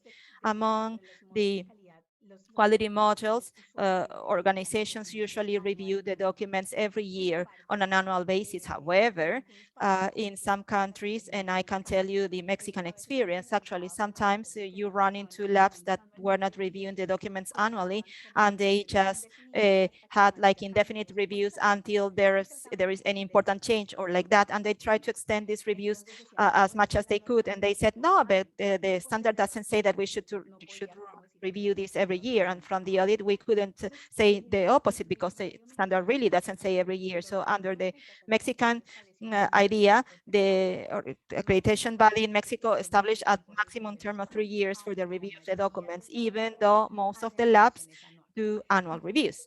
So is that freedom of the organizations, that they have freedom to the documents, in my opinion, should be reviewed periodically, at least once a year. And if we speak about technical documents like the inserts, especially external inserts that might change more regularly, minimum every 6 months, I would say, because we do not know, sometimes there are changes that we in our day-to-day do not detect. So it is important to follow this up. Now, this also has to do, and Roberto said this very well, the system is not prepared for the evaluators. The system is implemented and it's designed for us and for the patient. And I know that some of you might say, but yes, but we do not work with the patient, we do not see them, we do not receive them, but you are the ones that give the guidelines at the national level so that everybody else will do it. So even though you don't have your patient in front of you, you have a responsibility, even larger responsibility, which is to show how this is done so that everybody, not only in your country, but in the country, do this in the same way. So we need to understand that this system, and particularly the documentation, must have this approach of guaranteeing the adverse events and failures, the things that might happen from the diagnosis and at any level in the countries, really. So what happens when you do not review, when you review, do I change the name? Well, it depends on the change you have introduced, and it depends also on how do you design your process. If you have a document, you review, and if you make any change, well, you would have to change the version of the document. You will change the number of review that you have in your document, probably. If you review a document and the document doesn't have any change, so well, definitely it won't change anything. However, we need to leave evidence that you did the review. When did you do it? It might be in a list of, in the master list of document, or it might be in the same document, and that also varies. It varies, and it depends whether you do the management review manually, or if you have an IT system. I'm kind of, how can I say? I don't know what the word would be, but I think that it's very important that the organizations, it would be great if they could have a document manager. Why? Because depending on the size of the organization, the system creates many documents, and not only creates documents for the technical processes, but also for the support processes. The logistics chain, the organizational logistics of an institution, even though it's focused on the pre-analytical, the analytical, and the post-analytical, all the other processes must follow the guidance, must be included, as I said before, because there is no way that we work in pre-analytical, post-analytical, if you not have these support processes. So the controlling the documents at every level in the organization is something that can wear off people in the system, can tire them. So being able to have tools for that, the document control, will facilitate the dissemination, the non-existence of obsolete documents, that they do not pass the review dates, that they leave evidence, the changes that are done. And personally, I think that it's a critical point. Besides, in the audits, the non-conformities out of document controls are probably one of the most frequent ones in the systems. With the obsolete documents, it is important that we identify what documents start becoming obsolete, that we segregate them, we leave them apart in such a way that we can really guarantee that they won't be used accidentally. So that's where we start having many documents in paper, where sometimes even though we have many controls, we have left some obsolete document in there, and it might be used accidentally in an incorrect manner, and this might become a latent risk in the system, which might get to a serious consequence, or less serious consequence. But it's important to establish how they will be done, how long they will be retained, and how we are going to dispose of these documents, making sure that they do not have information that it's confidential and that's used accidentally. There are many institutions that use paper recycling policies, things like this. So we should review very well what documents, and have some guidelines established with regards to this. Another important thing is the fact of having the modifications made by hand in the documents manually. There are organizations that accept making manual modifications, and some others not. So let's say that the standard doesn't say do it or do not do it. We need to be clear vis-a-vis what happens with that in the documents. Every organization might establish how to do it. However, it is important to be clear about the fact that the documents must be updated as frequently as possible. And if there is any change, any correction that you might want to do, there are labs, for example, I have been able to see that they say, like, we accept modifications manually on the hard copy documents if these do not exceed 2 words, or if these are not orthographic or spelling mistakes, and if these do not have an impact on how the activity is conducted. And we will allow maintaining this until the next review, or until 2 months later, while we make the full review of all the other documents, or things like that. So these always, every lab, they can establish this, they can leave it documented, minimizing the risk that might exist for the management of obsolete information. Well, I also talked about the evidence of the review. How can you make it and how can you leave evidence of this? We need to also have, according to the requirements of the standard, we need to have a master list of documents and a master list of records, right? This master list, usually we designed it as an Excel spreadsheet or in the IT program that we have, and we will set which are the documents which we have, the names, where when they were created, their next date of review, where they are, who is responsible for each one of them, who owns them, and all the information that makes that we can maintain this control. Who do we give the copies? Where should they be stored? And we should have both the internal documents and the external documents, which means that everything that gets to the organization from outside, whether it is a text, an insert, a book, posters, guides, articles, papers, standards, whatever document that we use in our process, but which has not been produced by us or by our organization, it must be controlled as well with the same requirements in the sense of knowing where they are in the list, maybe the review, the date of they enter into force. We cannot do that, but we can make sure that we know which documents do we have and who have them. La estructura documental del sistema, ¿no? Acá hay una cosa importante y es lo que les decía. Ustedes Here is an deciden. important thing here, that the structure of the system. You decide how you create your system. The standard has very clear and specific documents telling what we need to have, the quality objectives, the description of the different documents, and all the documented requirements.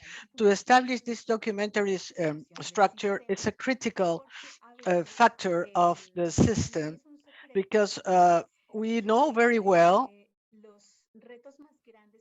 that among the greatest challenges that we find in the accreditation procedure, let me tell you a story. Doctora Sandra Quintana in Mexico did an exercise with the accredited laboratories.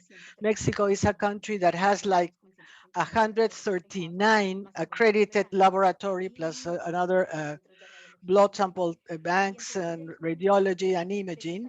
So she made a survey asking which were the critical points when implementing the standard. What were the critical points in the accreditation procedure? And although it was controversial, but the most important critical point was the participation of the staff, the training of the staff, the adherence of the staff to the project. So it was like we ourselves were the barrier for the project. And when think about this barrier, we think about the document structures of some organizations. I found the reason for that, because sometimes the systems are very complex, very extensive documents that have just a copy and paste from the internet, and they're not describing exactly what we should do, but they're just doing a copy and paste and bringing in things that are not suitable for the local laboratory. So therefore, it's important to document the system, and this needs to be done very specific for the improvement. Because if you say to your worker, please document here everything that you do, and there are several mistakes and things that will be duplicating again and again. But if what you do is make an objective assessment of the processes to make the necessary adjustments and to transform the procedures, sometimes when we start documenting things, we identify some activities that are duplicated, or there are things that are being replicated in other departments, or some indicators that are duplicated, and these are not providing any value. Nobody's using those, and therefore they are just they are just in the system, but they're useless. So therefore, it's important to create the documents considering this document structure. It is a good time to make all the necessary adjustments of the processes and to look exactly how the organization is working. What can you do? You have the freedom to do this. Some of them are mandatory by the standard, no, the quality policy, the quality manual. And of course, this will depend when you start your accreditation process for those labs that are not accredited, you need to look and review the policies of the accreditation agency in your country. For example, for us in Mexico, as part of the requirements that we have, they speak about improvement plans. They speak about some instructions that are not included in the standard itself as a quality plan. So therefore, this is not a requirement of the standard, but it's important to establish this to see whether these are going to be process cards, procedures. Se fue, sorry, no audio. So therefore, this is you need to see a program schedule. So therefore, there is a large difference. The same happens in each training. We need to have a training program that needs to be included, and that's something different. In addition to that, we need to simplify. I have seen places where the process cards, the procedures itself, the instructions for the procedures, the guidelines of the procedure, the guideline of the guideline of the procedure. So therefore, the idea is to simplify, of course, without taking away the value of the information, no, without ignoring the importance of the document. But it's important to simplify. As I was speaking about the life cycle of the documents, if the entire process, it starts from the production, generation of the document based on the need that they have, how the document will be prepared, whether this is an internal or external document, how this will be distributed, but also to see how this will reach the recipient or the final addressee, and to ensure that this person will read it, and because they can have the document and maybe not read the document. What is the procedure to be followed? Some documents only need to be distributed, and the people should be aware of those documents. But sometimes this document needs to be answered or something. When we speak about non-conformities, for example, if there's any non-conformity, sometimes many of the causes of non-conformities is the lack of adherence of the staff, is the lack of respect for the procedure by the staff. And it's because maybe the procedure is not there, or the staff is not interested in reviewing that. So therefore, it is important to make the proper follow-up of the documents and keep those documents alive in the organization, how they are classified, how they put in order, how they are managed inside the organization, what inquiries are made on this document. We're going to be speaking on the last day about this safety of the information, which is a critical issue, especially in times when right now with all this virtual environment, especially we need to take into account this aspect of safety of the information, and to see how these are managing our information, especially with regard to health. I attended a forum on information, especially, and they told me that the information on health, especially, is very vulnerable to robbery, to piracy. So therefore, we need to see how the information will be kept by ensuring the physical integrity of the document. There are other accreditation models sometimes that they ask that we should have the information on a separate site. For example, there is a lab that they are asking them to describe the times that the information should be maintained, at least for 4 years. For example, we need to establish how long we will be keeping the documents, and also this has to do also with the aspect of records. How much are we going to keep the documents recorded or filed, and how are we going to preserve their integrity, that they are not, they don't get wet, they are not robbed, they are not lost, or they are accessed by unauthorized persons, or that they cannot get lost for any other reasons, no? And therefore, and we need to take into account all the risks that are associated to the process that are not depending on us. For example, I can control that the information it does not get wet, but I can think on associated risks, for example, environmental conditions or weather conditions, no? That sometimes I cannot control. So therefore, we need to ensure the preservation of this document. It involves many aspects, and the final use or the final disposal of this document, whether what's going to be the final disposal of the document, whether it's going to be burned or so. Therefore, we speak about a series of activities that we need to carry out in order to standardize and preserve the documents. We can speak over and over about this. I can document this with several documents, video, pictures. There are many ways that can be included in this system, but I think that the important message here is to speak about the importance to keep the documents, to create documents in the organization, to look the value of these documents, the the possibility of improvement that is given by these documents in order to improve the processes. And now we will continue with point 4.4, which is a very important topic, which is the service agreements. It happens that we speak about contracts. We speak about contracts in two dynamics. We speak about the contracts of those that are providing me things, which can be the vendors, or those that I'm selling things to. So therefore, in this idea, we are speaking about contracts, which is the services that I provide, to whom am I providing the services. And the standard says that first we need to establish the contracts. We need to have a documented procedure where it is clearly established that how contracts are established and how they are reviewed. In the same standard, it speaks that every application is equal to a contract. But of course, this is different depending on the organization. I was speaking with particular laboratories with which I work, and for them it's easy because the request of the exam is the contract. But what happens if we have that's in the case of private laboratories that are only working with patients. But if we have a reference laboratory or an outsourced laboratory,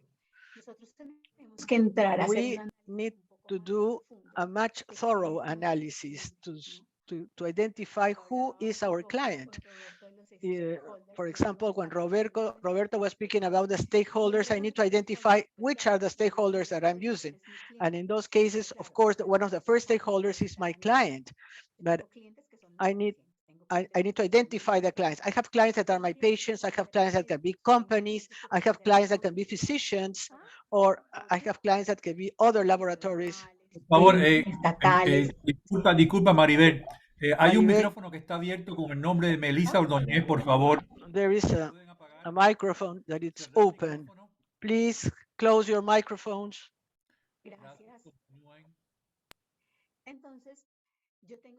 So I have to be able to establish who is my client at that particular time.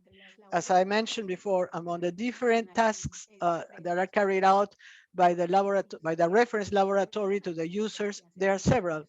For example, the clients, there are several different types of clients. For example, you can do different tests, and that's a different client. When I have a clear idea who is my client, I know exactly what are the needs of that client. If I'm speaking about a particular client sometimes does not ask what method I will be using, what is the precision of the method. The patient wants to do where they can pack where they can park their car, if the attention is given correctly, if the results will be given in due time, and that's all. But if I speak with a physician, the physician will be speaking about more pertinent aspects, not about the clinical results, and if they're so therefore, yeah, and I will be speaking about other uncertainties with the physician. Now, if my client is another laboratory, then we'll see that requirement, whether it is more specific. Now, they can see what method are you use? Is this validated? What have you done? What training have you received for that? How are you managing the quality control process? Could you explain the possible alternatives or the instructions for the sample collection? So therefore, when I speak about establishing the contracts, it is important to identify what is the need of that client so that our contract can be referring all those variables related to that specific client.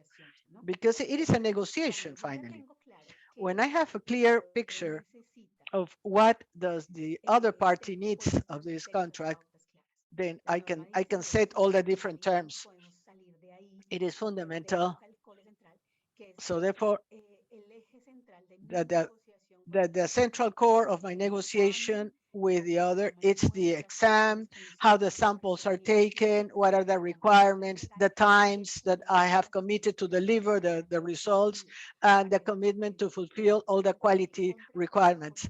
So therefore, the client is buying this exam from me, and I should use a method that is adjusted to the foreseen use to ensure that I am selling the client what I have offered him.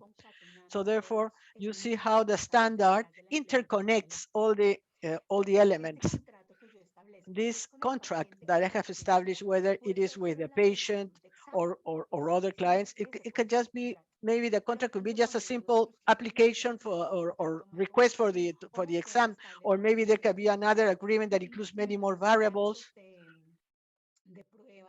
or, or, or the the tests catalog, so that portfolio of exams that I am offering, and therefore I can offer all the conditions, the methods, the different exams that my laboratory can give, the mechanism to the warning mechanisms, or the early warnings mechanism. So therefore, that's the different points depending on the client. It's important that we set a contract with the correct context depending on the user, because it's not all the time the user is the patient. And the fact that it is not the patient, that does not mean that I should not be careful about that contract. We were speaking about that earlier, to see, for example, if I don't do the sampling, but I should be responsible, I should give the instructions, especially at the level when you're doing all the quality control, you do the surveillance, the monitoring, and there are in other countries that they need to look at all the different steps.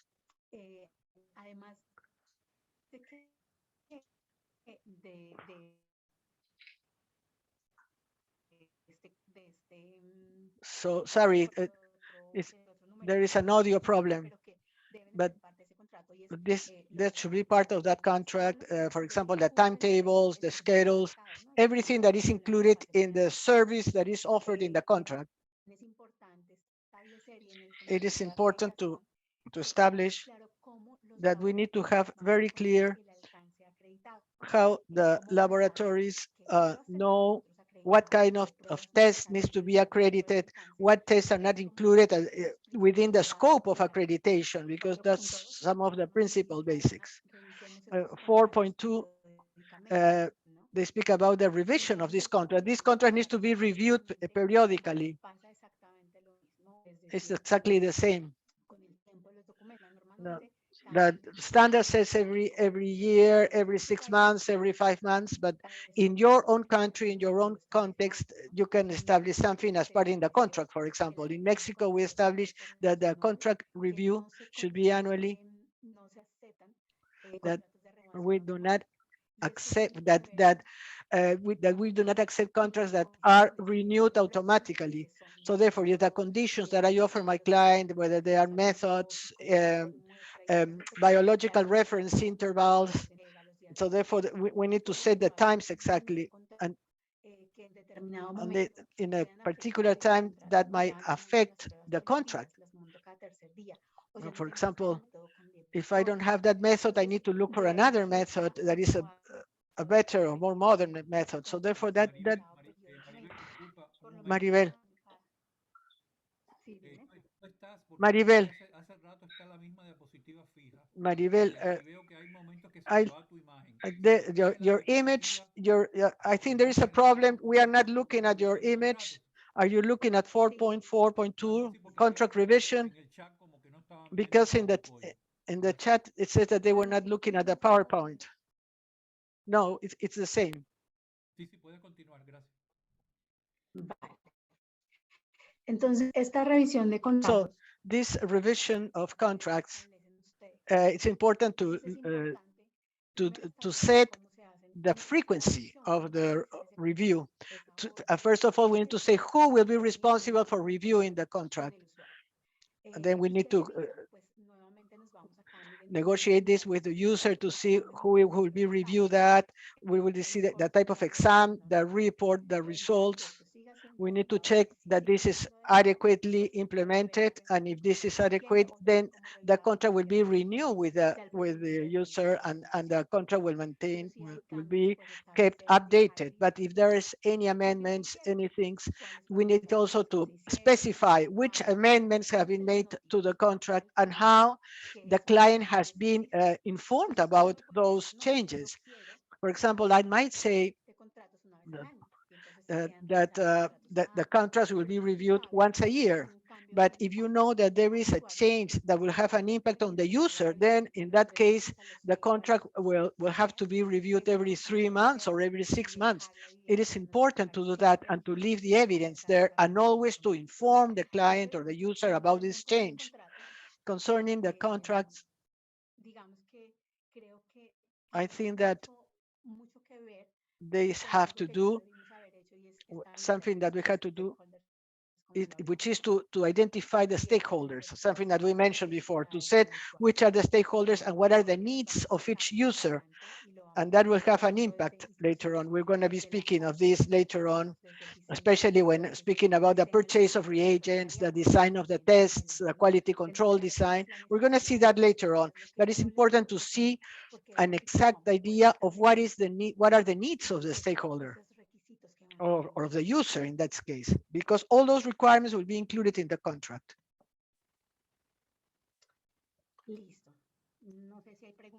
Okay, is there any questions?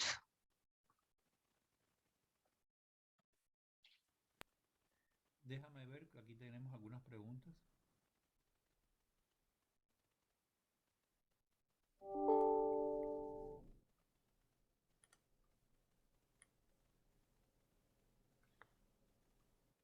Había una pregunta que habían hecho antes acerca There's de a las question. revisiones de los documentos y eso quedó solucionado. There's a question concerning the review of documents. Has that been solved? Yes, I think that you have approached that also, because everything is related to the documentation, and that's important. That's sometimes it takes a lot of time and effort from the laboratory due to the load of the work and the number of staff that needs to work on that. We have a question.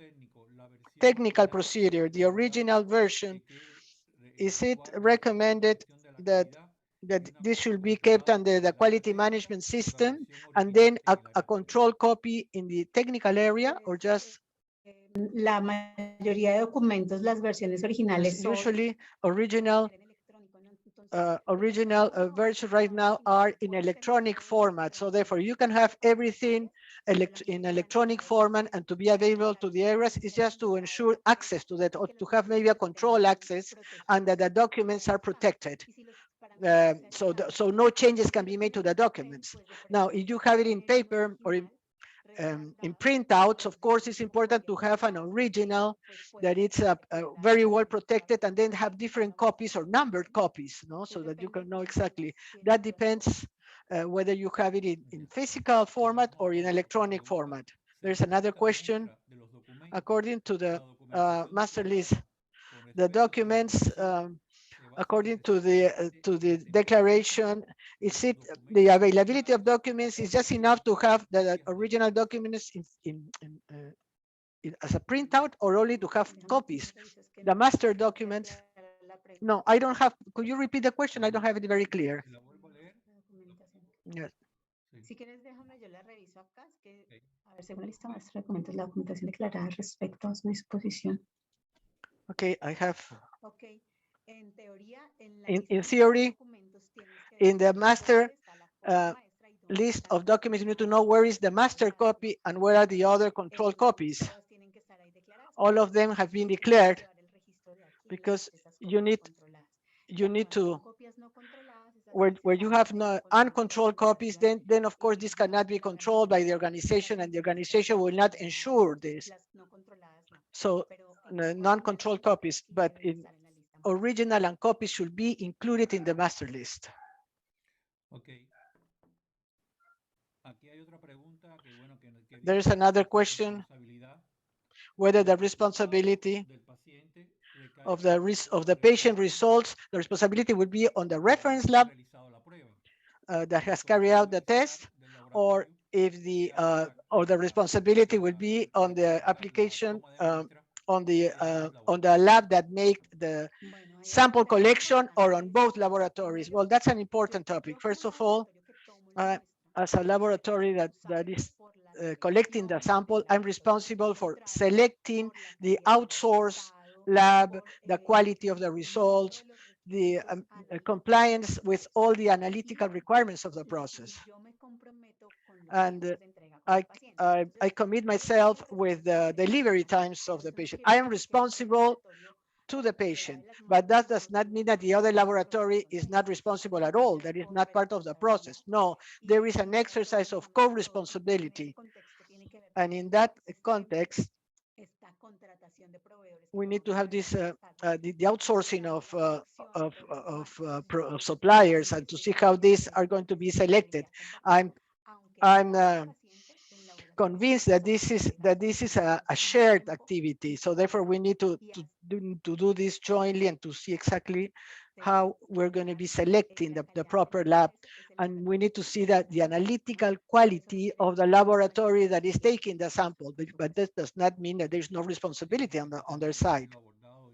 Well, I think that this topic has been already approached and it's of great importance.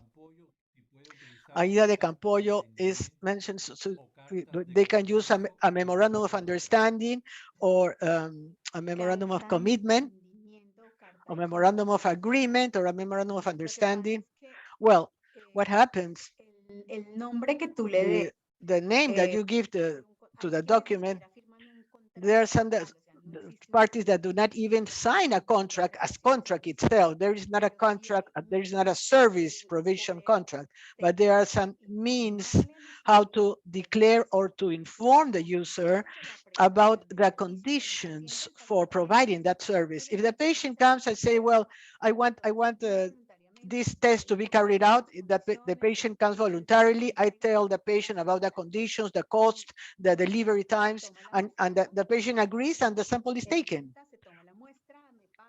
No, if the patient pays the service, and therefore we establish a contract that has been accepted by the patient, no, because that's with a direct patient. With the other parties, you can establish this in different manners. Then the name that you give to the document itself is not important. What is important is the concept that a contract has been established. For example, you establish a service agreement with the user. This service agreement will be used for other things. For example, in the pre-analytical, for example, the informed consent, the notice that needs to be given concerning confidential information. So therefore, I don't think that the name will be the most important thing. What is important is the content of that contract, that it should declare which are the conditions for providing the service, the pre-analytical, analytical, and post-analytical requirements. And for example, if you say on the outsourced lab, they sign a contract, but what is the idea? What are the terms of that contract? What are the cost, the account where the document should be transferred, and the technical part is included in the testing manual, or the testing catalog. And some agricultures, some laboratories that they just tell that they send a manual with all the conditions, and they asked that they should send an email confirming all these conditions that have been said. So therefore, this is done through email. So therefore, the mechanism could be different. Thank you, Maribel. Realmente esta pregunta, bueno, puede ser que sea aplicable para algunos laboratorios de algunos países que permita hacer contratos, por ejemplo, Well, con el this might be applicable to some labs in some countries that allow to make contracts with private labs, for example, to run some specialized tests that the rest of the network of them do not do. But there are labs that cannot provide or cannot charge for or do any type of contract because the service is public and the laws enforced in the countries are not established for this. Is there any other question? Yes, just one thing, Doc. It is clear that for the standard, it doesn't matter if they pay or not. The financial part is not important for the standard, but it is clear that the contract for the standard has to do with the conditions for the provision of the service, the agreement that it's established, in other words. That's great that you have clarified that. Well, Miguel Mercado is asking whether the protection of the results can be done in digital format and for how long? How long do they have to conserve them, the results? We will see that when we see the release and validation of results, but to give you an answer, yes, you can have the results in digital. In the standard, there's no guideline with regards to that. You can establish that. Most of the guidelines are established by each country.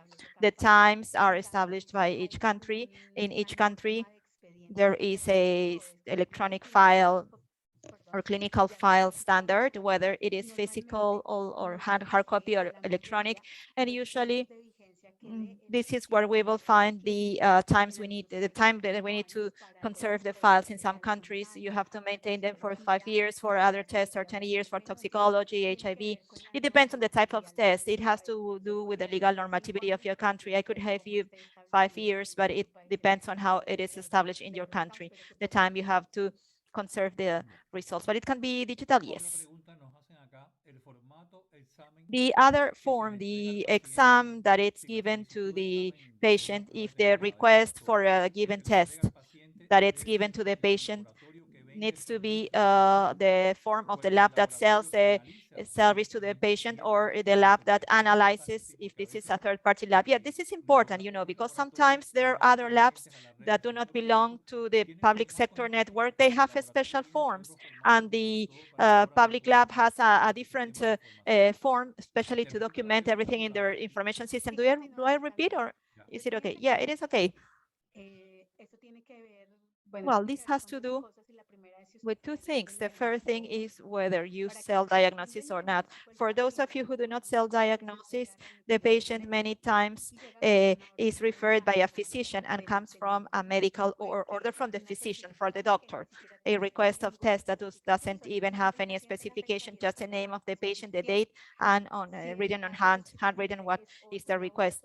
If your client is another lab and they are the labs that sent from the Secretariat of Health or whatever, so the service provision model is open. Most of you probably have your own forms established that your labs that send must meet this information.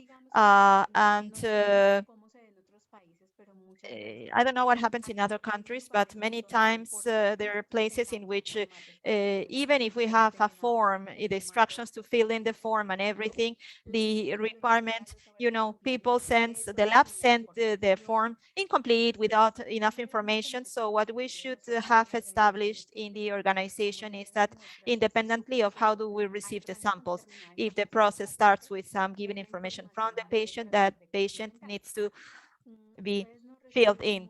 If you don't receive probably many patients directly, so there's no alternative of you filling in for this information. But there is something that is established, and we will see this later on, which is that we need to have some acceptance and rejection criteria for the samples. And many times for the diagnosis that you make, the acceptance criteria include some specific information. So from there, we have a filter to be able to unify that process. I believe then that to answer to what you have just asked me, it's what you have established as a guideline, because in the end, you are the regulating entity in each country for your diagnosis.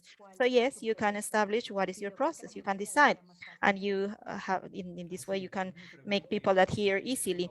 Yes, it is very frequent receiving in the labs requests for tests that are do not include the model established. As you mentioned, one indication,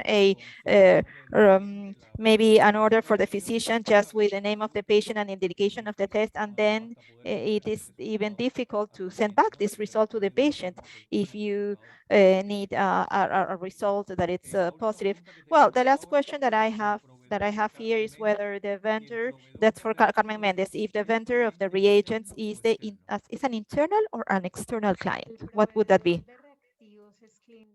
The reagent vendor is an internal or external client. Well, the reagent vendor, it's a stakeholder.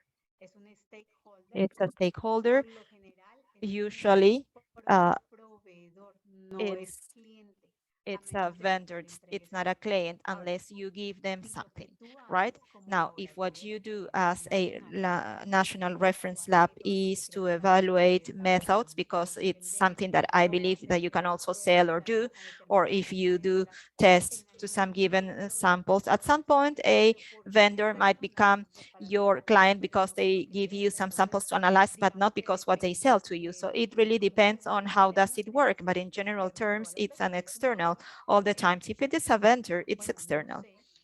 Well, I don't know, unless that in some countries you have a different model in which the vendor is part of the organization, like it might happen like with the maintenance, for example. There are organizations in which the maintenance comes from outside. The maintenance providers come from are the reagent vendors, but there are organizations that due to their size, they have a maintenance area engineers, an accredited lab with 17 of 25 for the releases. So the maintenance vendor, it's internal to the organization, not the lab, but the organization.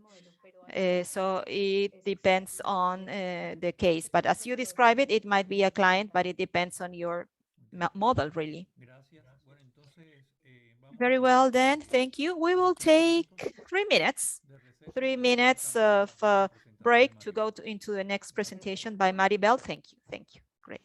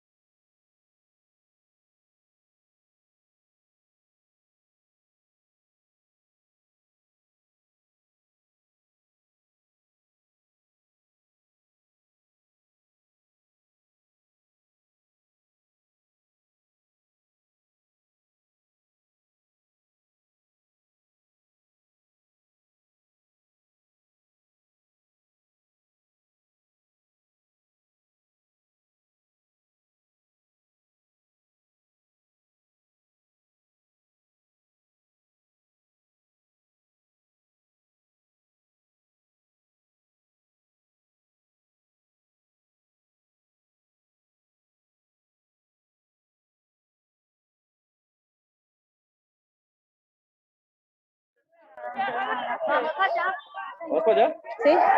Vamos, Jamacho. Tráigasela, Jamacho. Ven la manita.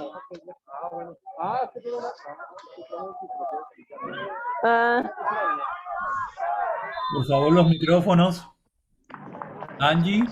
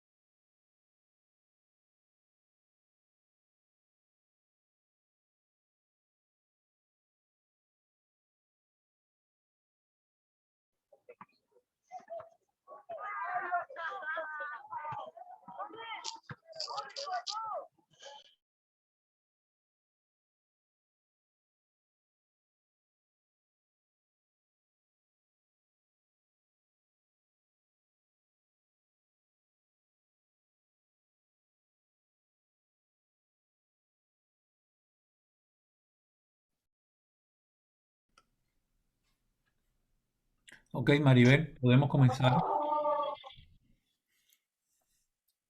Perfecto.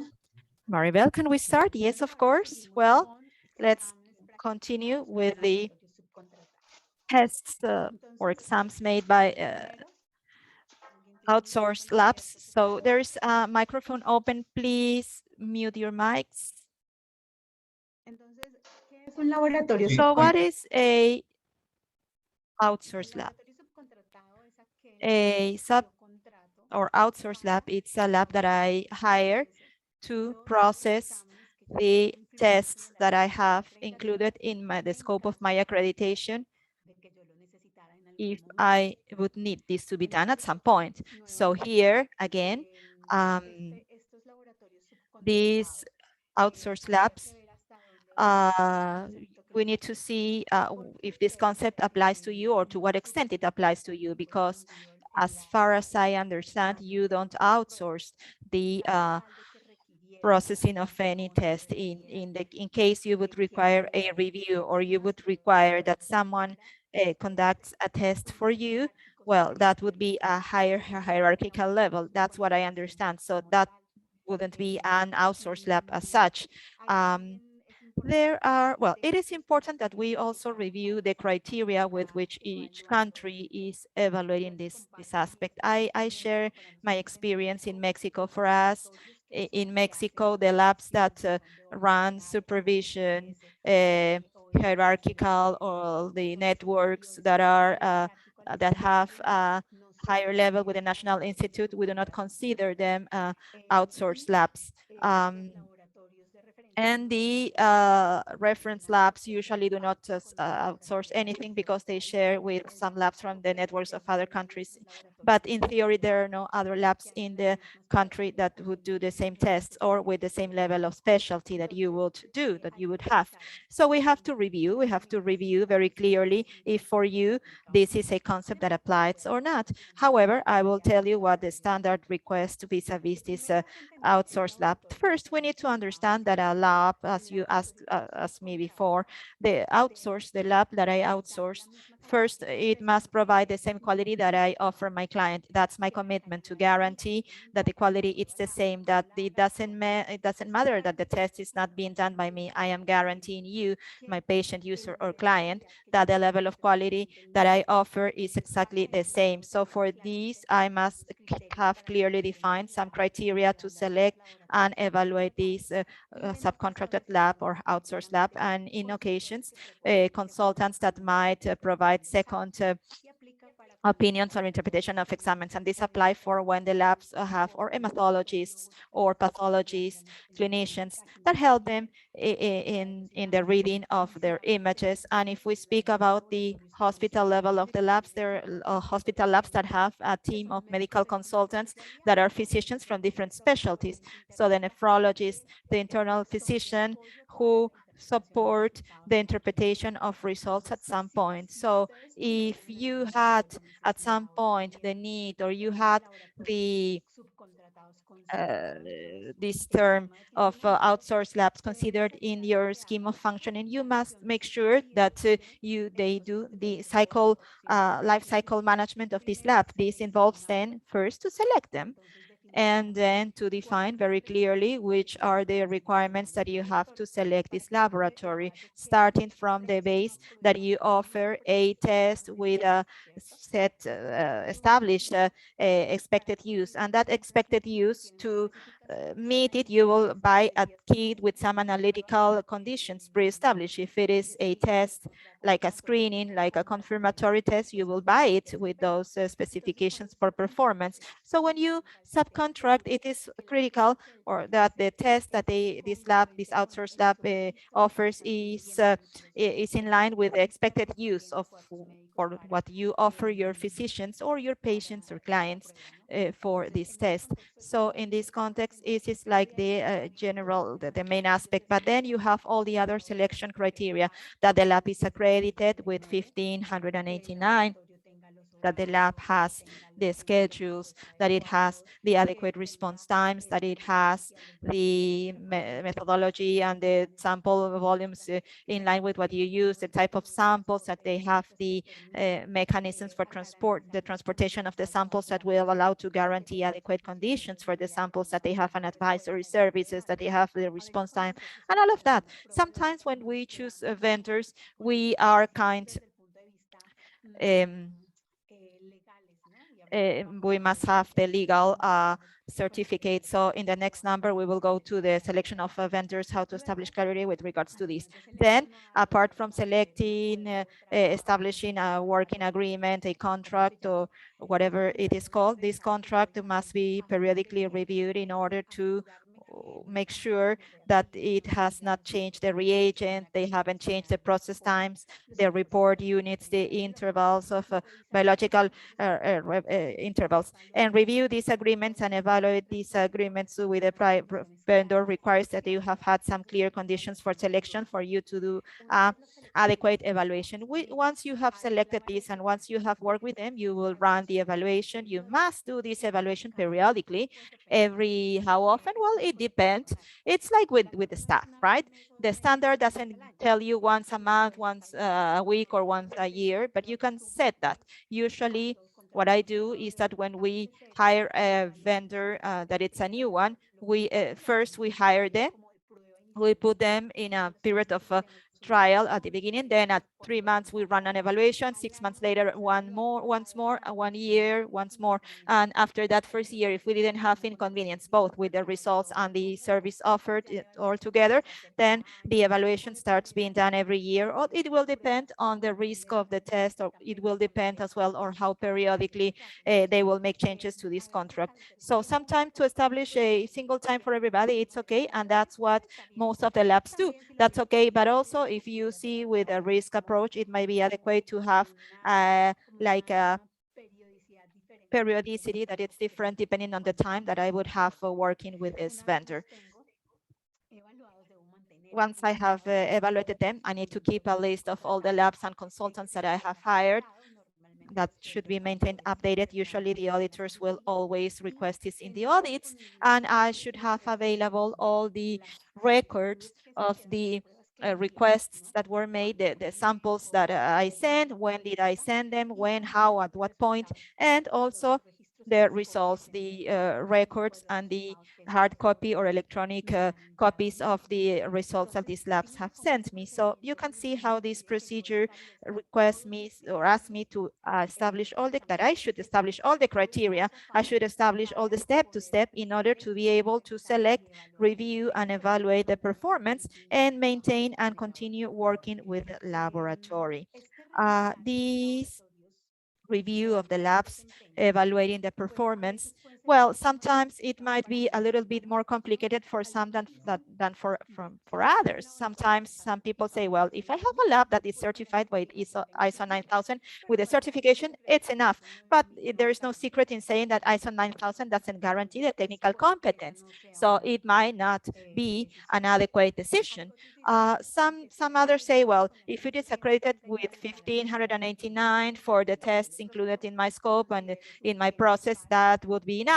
I consider that that would be enough to consider that the performance has been evaluated. However, also sometimes in real life, and being honest with you, what happens is that the labs have implemented models and they are accredited, but when they are already providing the service, I can see that they change their reference values all the time. I can see that even though I sent the samples with not under the adequate conditions, they just receive it even if the conditions were not okay, and they do not even ask me why the samples arrive like that. And there are many other things that do not work. Sometimes the organizations established other exercises to be able to run this performance evaluation among them. They can support each other with the audit. Some decide to go and audit to their labs that are outsourced, and some used a model of audit which is similar to 1599. They just do a checklist of the most important points, and they audit with this document to the outsourced lab. They can also do supervisions, inspections, not that much an audit, but yes, a supervision, maybe a visit and inspection. Some others, when I used to work here in Colombia in a clinical lab, I can tell you that I worked in a reference clinical lab, and what I used to do before my clients requested me to do so, what I did was to prepare a report, a quality control report. I took the statistics every month of the tests that I had received the most, the labs that were sending me more things, and which test was the most usual for each lab. We prepared a report for each area for the most frequent test on the quality control and performance internal control, and we send this without them asking for this. Here we have the information, the performance in the quality control, and it is a part of evaluation that many labs consider valid. It's not the only one, but it's a fundamental part of the process, having this information. So many people ask for this, for evidence on performance and quality control, and some others definitely just stay with the regulatory compliance. Any way you use, it is important to have established some very good selection criteria to be able to then evaluate the compliance with this criteria. And something very important is to notify, to report if there are failures, lack of compliance, or the results of this process to evaluate the provider, so that if there is something that is not working correctly, then we could like make a teamwork and to correct this. There is something important here with the outsourced labs at every level, and I think that in every country happens. And I don't know what is the experience that you might have, but for example, in Mexico, because of the size of the country, you know, it's a large country, well, we have we have areas that are very hot areas in the border with the US, and others in the center of the country with very high temperatures, and other temperatures that are much nicer. So this process of transporting the samples is critical, really. So for the patient, there is something that is beyond our hands, both the outsourced lab and our lab. And this happens not only with the samples, it also happens with the reagents, and it has to do with this network of logistics in our organizations that help us, which are the transportation company, the carriers. The transportation companies are subject to a series of risks that are beyond their hands as well. Like, for example, if there is a roadblock, if there has been an accident, you know, something that might happen that at some point might get, you know, might not, they aren't able to comply with the security part. No, if something happens, you know, if they are close to a place, and they had a problem, they can send someone else to take the sample on time. But if they are in the middle of the mountain, for example, and something happens, they don't have someone to pick it up, and the sample can get bad. So it is very important to know that the client knows when his sample or her sample is sent to another lab. And this has to do with all these things. First, to understand that there is a shared risk there that the patient needs to know. And second, to also be aware that I have a lab that I work with that in the informed consent, they ask the patient that due to the geographical conditions of the city and due to the transportation of the samples and all of that, well, we recommend not to pay for anything, not to until you don't make an appointment with the doctor until you have the results in hand, because there are some risks associated to the process that are beyond our control and that might affect the situation, because there have been cases in which the patients do not receive their results and they come to complain and ask for indemnizations, you know. So that's something with outsourced labs there. When you have important distances, physical distances, I mean, when you have risks in this process for the transportation of samples, additionally to those that we have in the smaller cities, they should consider this as well. Now, what happens with the delivery, the result of the test? When you send a sample, I don't know, a sensitivity test, for example, that you couldn't do, or for which you need a confirmation, and you sent it to the lab to the following level in your network, you will transcribe or not the results. Why this is something that in the standard is like a delivery of lab results, and the standard doesn't indicate whether you should transcribe it or you could or could not really. And there are countries in which the transcription of results is forbidden, legally forbidden. So the law says you cannot transcribe the results of this original results report, but there are other countries in which this is allowed. The transcription of results is allowed. For it depends what your case is, what your country case is. It is the responsibility, and this is very clear here, it is the responsibility of the laboratories that requested that the results are delivered to the patients in the time and an adequate moment. If they do this, they must make sure that the transcription is identical without any alteration that might affect the clinical interpretation of the results. This is a clause that it's pretty subject as well to what the legislation is in each one of your countries. It depends on that. And well, any of the cases consider and minimize the risks associated to this process. In 4.6, they speak about the external services and the supplies. Here, they speak about all the, here we are talking about the vendors, actually. I think that we can, no, that's important, the management of vendors.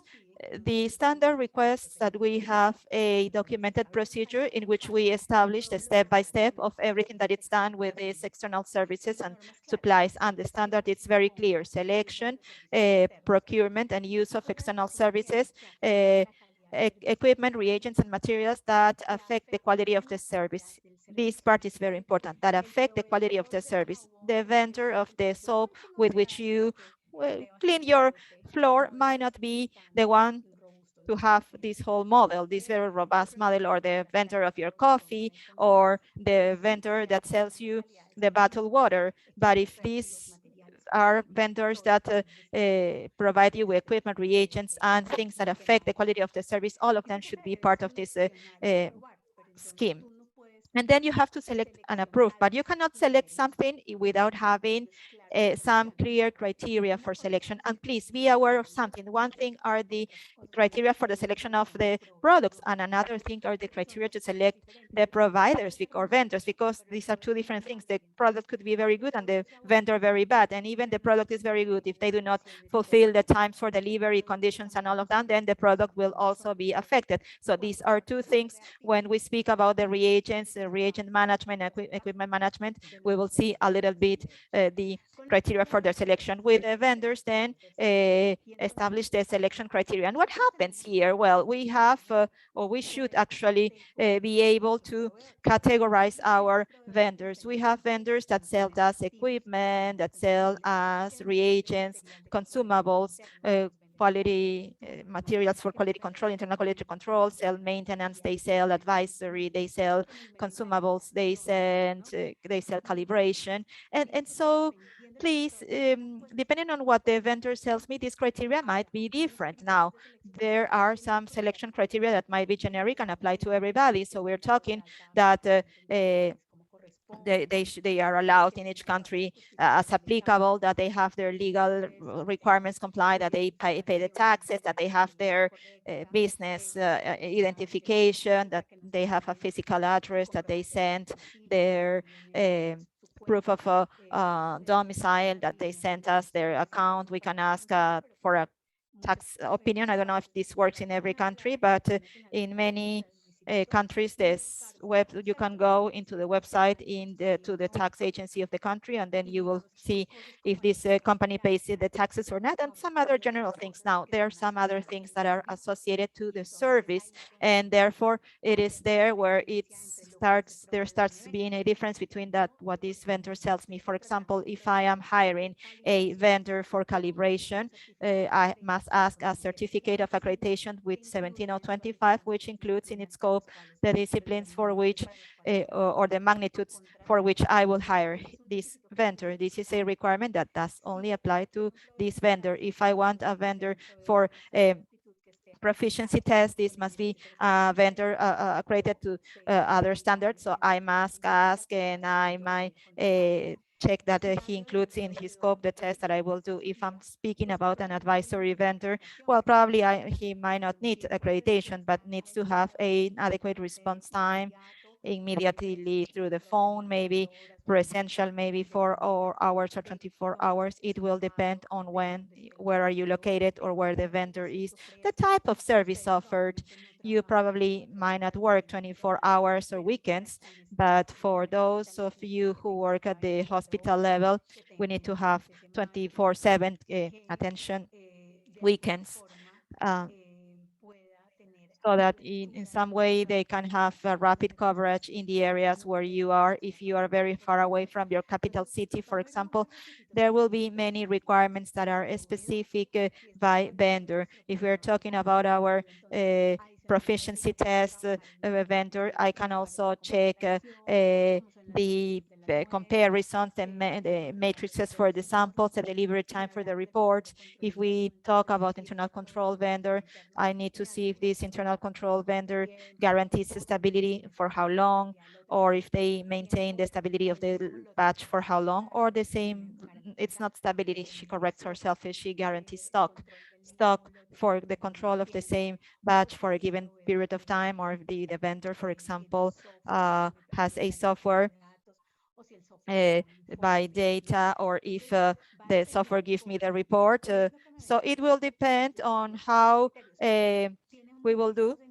But it makes many sense that they segregate, categorize, and they can define some specific criteria, because later on they have to conduct a follow-up and review of performance of this vendor. What else? What else do they ask us to have? A list of the vendors that have been selected and approved, which have been chosen, which ones we have chosen for the first time, and we evaluate and we decide to select. They also ask me that every time that I procure, that I buy, the procurement information describes the requirements of the product or service to buy. So if you buy quality control, then you should say what batch, what presentation, if it's a liquid, powdered. If you buy reagent, they ask the slide or the batch or the presentation of the reagent. All the requirements that you need, most of them must be contained in that purchase order, if possible, and in the extent that they have an impact as well. If, for example, we're buying a dye and the change of batch doesn't have an impact, I just need to put the name or the catalog of the product and the presentation that I want, if it doesn't have an expiration date associated. So it is important that this description, these requirements are included in the purchase order, or that has to do with the model that you have to buy as well. Because when the reagent comes to your warehouse, usually the person that will receive in the warehouse doesn't come from the clinical lab. Most of the times the person, what they do, they compare vis-a-vis the purchase order, and if the purchase order, it doesn't say anything, it won't be able to make a good inspection in the moment that it's received. So it's important to buy very well in this information, and that there's clarity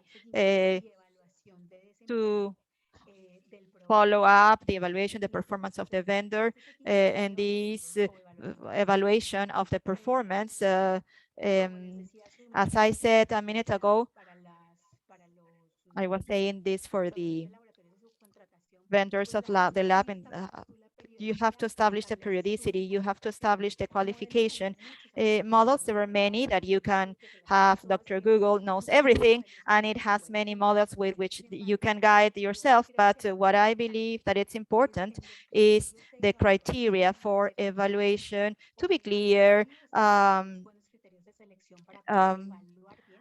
So we need to evaluate this well and to establish some objective qualifications. So because what I have seen in our day-to-day life, that they go to the labs and they have non-conformities, quality control or no reagents for some things that are not associated to the reagents, or to things that the vendor doesn't provide. And in the non-conformity, they say, no, the root cause analysis says that this is a non-compliance by the vendor. But when I'm going to make this evaluation with the evaluations, or confirm this with the evaluations, the vendor has a 10. It's perfect. Everything is perfect. Everything has been done perfect. And in the vendor assessment, it's perfect. But in the process, yes, there are complaints. So this has to do with two things. The first, that they do not have clear evaluation criteria, that they have the evaluation of the process and then would contemplate the opinion of those who use the product. So the evaluations are not completed, not fully completed, but because they do not have real and adequate information. Some other times what happens is that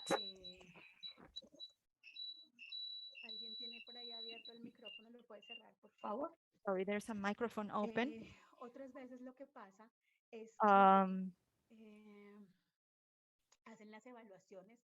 Cada año, cada 2 años y no les dan seguimiento, ¿no? O They make tienen assessments every year, every 2 years, so they do not follow them up, or they have evaluation categories that do not discriminate very well, or good or bad. So, or it's huge or terrible, or it works pretty well. And so in the evaluation, they have to create a qualification scale that would allow to categorize very well what they do, but as good or bad, just those who can improve that. So from then, they will notify what are the failures of the process so that they can take action and I can correct them. It is very frequent that the labs qualify a lab and the vendor doesn't have the best qualification. Yo le notifique que no tuvo una buena calificación y todo lo demás. At the end, sometimes I can notify a vendor that there's a problem, but they will never send it back. Sometimes they decide to change a vendor, and this is given to the fact that they don't take part in the process. This is quite ambiguous. It's very nice to see it on paper, to see how the assessment has been done. Maybe the first year it was every 3 months, then every 6 months, then every year, but you have an inconvenience here. I don't know if this is true for all of us, that it happens that sometimes you don't have the direct contact with the vendors because procurement is made through a bidding process where on many occasions you are not even invited to take part in the process. And sometimes they purchase from that vendor and the vendor sells, and there is a whole group of people behind the bidding process. So therefore, it is important for us that from the accreditation model, we cannot change the dynamic of the countries. Of course, we know that this in a private laboratory, this is simple because you have more direct contact with the vendor. But in the national institutions or those that are controlled by very difficult governments, it's good to have a very good communication with vendors. And even though the vendor is not directly selected, the vendors needs to participate in the mechanisms to prepare the bidding processes, to especially on the definitions of the reagents and other material, because sometimes the vendor does not have the incidence on the process, but when we think that on the part of ordering the reagents and things, the laboratory needs to take part on the bidding process, and it's important to have a good communication with the vendor in such a way that the other factors that can be controlled by us can be managed in a friendly manner. Sometimes there are other kinds of vendor that due to the bidding processes and transparency in these procedures, there are some institutions that do not allow the persons to be in contact with the vendors, in direct contact with the vendors. They do not have the contact details of the vendor. So anything that they need from the vendor should be made through the procurement department. So the idea is to try to make the process more dynamic and to establish a fluent communication means in such a way that we can diminish any impact on our results. Vendor management, therefore, involves, first of all, the vendors are our strategic allies. That's important, and it's good to have a very good input, and that will ensure a good result. Because if we had a very good sample, but we don't have the proper equipment, then the sample is useless. So therefore, that's part of our process. We need to think on the risk associated to the distribution channel, to the distribution chain. For example, in the case of China, that they're having a economic problem, they are affecting the prices of everything, and the cost and prices, as any other organization, depend on the price, on the costs, and therefore we need to establish the requirements to assess everybody individually. To wrap up, this procurement process describes step by step although you are not responsible of all these steps, but it's important to have this very well documented so that independent of who is doing the purchase or the procurement, has a clear picture of all the steps to be followed. Now it's important to work on the stocks, and it has to do also with the assignment of vendors to know exactly which are the inventories that we need due to the pandemic that we are experiencing right now. There are risks associated to the inventory that are very, very important. So therefore, we need to update our reorder and safety aspects. Also, we need to work on how to make the quotes, how to order the products and the reception and revision of the orders. Sometimes this does not depend on you, but it is important that as part of the procedures, you can have a clear idea of how this is done and how you can participate in those steps. And working on the level that you are, try to participate, although I understand that on many occasions that does not depend on us. And now to do the vendor assessment and the feedback, which is important, because if we do not give them information on the process, it's very difficult to accomplish any improvement of the process.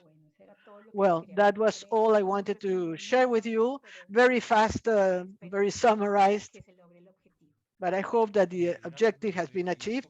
Thank you, Maribel.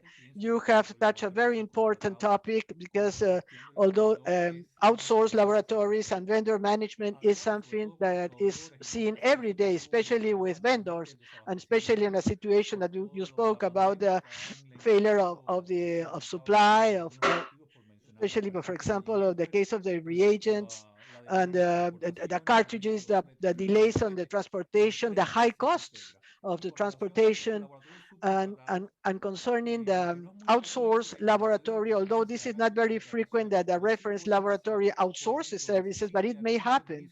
For example, if they need any specific or very highly specialized service or techniques that the reference laboratory does not have. For example, if they need a sequence analysis to determine the gens of second line drugs, and maybe that service is provided only by a university or by a research institute that is not associated to the public health institutions or by a private lab. Another example could be the need of typifying or identifying any environmental matter that is required by the Malitov technique. No, and that's just some examples. Now, as to the vendors, of course, we are in contact with them daily. Sometimes we have contact with vendors that are approaching us directly, and they are just intermediate of commercial establishments that we know, and they are offering products at a much lower price that we are used to, and then we want to work with them, but we ignore all the mechanisms and all the requirements that must be met by the vendor. So therefore, we need to be very careful about that. We're going to see if there are any questions. If the outsourced laboratory is different to the contingency laboratory, the reference laboratory has a laboratory that processes.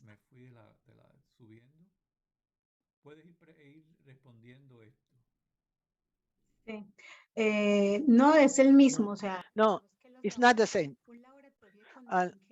A contingency laboratory, you need to have that already assessed and checked previously. So one of the requirements when implementing this is the outsourced laboratory, although you don't think to use it, but it's good to have it in case of any contingency. So they are managed exactly the same. In the cases of any fortuitous or any force majeure event, in that case, they can use an outsource on a contingency lab. In the case of laboratory that sent to the samples to a higher level to carry out specialized tests, this will involve an outsourcing aspect, no? It is more related to the examples that I said. Yes, that's something that needs to be very well defined, because if we have a higher hierarchical level, that's not an outsourcing. but this needs to be clearly established in the model. For example, if you tell me, no, I have referenced to the CSO sample for a specific case, the SC is a laboratory that has a reference, and I cannot assure that this is accredited with the ISO 15189. So therefore, that's something. For example, in Mexico, if you go to a higher hierarchy, this is not considered to be an outsourced laboratory. For example, if they send to the INRED is not working as an outsourced laboratory because it has a higher hierarchical level. So therefore, we need to check that closely with the accreditation body. How can we see the selection point and approval of vendors if that activity depends on on another entity? For example, in the case of OASI, I don't know from what country. OASI is the regulatory, is a national regulatory entity. What is OASI? Well, that is the same as I told you before. There are some things and that sometimes the accreditation agency cannot participate or get involved in that specific model, and it happens in some cases where the recruitment and procurement is not controlled by the labs. For example, there are professionals of other careers that are working in a national reference laboratory. And they have hired directly from a given ministry. So I, as a laboratory, the idea is to try to reach to the highest level. But if they hire a vendor that I cannot change, I need to try to manage this the best as possible. El proceso, ¿no? Levantar las So, conformidades, devolverlo reactivo. look at the non-conformities to reject those reagents that are not meeting the requirements. We're going to see that later on. So that's the only thing that I can do at that moment. Okay. Cuando Bueno, veamos gestión de reactivos, vamos a ver un Well, poco when we acerca. speak about reagents, we're going to be dealing with that. Well, we don't have any further questions. Well, we'd like to thank you, Maribel, with all the topics that you have discussed with us. And now we would like to invite every day before once the last session is ended, we will be making a presentation of the laboratory, especially the 6 laboratories that have been proposed as part of this grant to ensure an accreditation process. So we are inviting each country that at the end of the presentation every day, they're going to be making a presentation. Now is the supranational laboratory of Chile, and they will be telling us what tests they have been accredited, how they have carried out their process. Other day, we're going to have the presentation of Mexico, Peru, Argentina, Colombia, and Guatemala. Hola. Yes, we can. Could you put it in a presentation mode, please? Ya. Okay.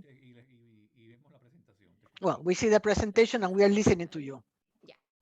Sí, es que estoy Okay. como Fabiola con el nombre, pero soy Carla Coan. I'm Carla Coan. I'm in charge of quality, especially on the laboratory of microbacteria. I would like to tell you, as an institution, we are accredited, and we would like to explain to you all the process that we have been undergoing. No quiere avanzar la presentación. Y ahí sí. Okay.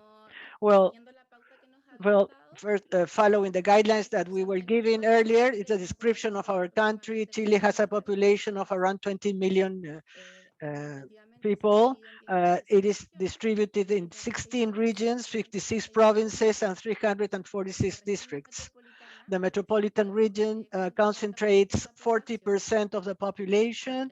The capital city is Santiago de Chile.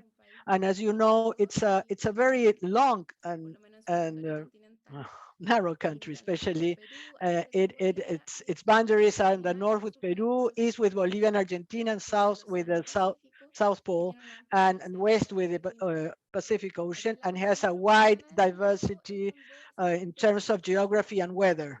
Here it's where in Santiago is where we in the metropolitan region is where our institute is located, and that's the laboratory.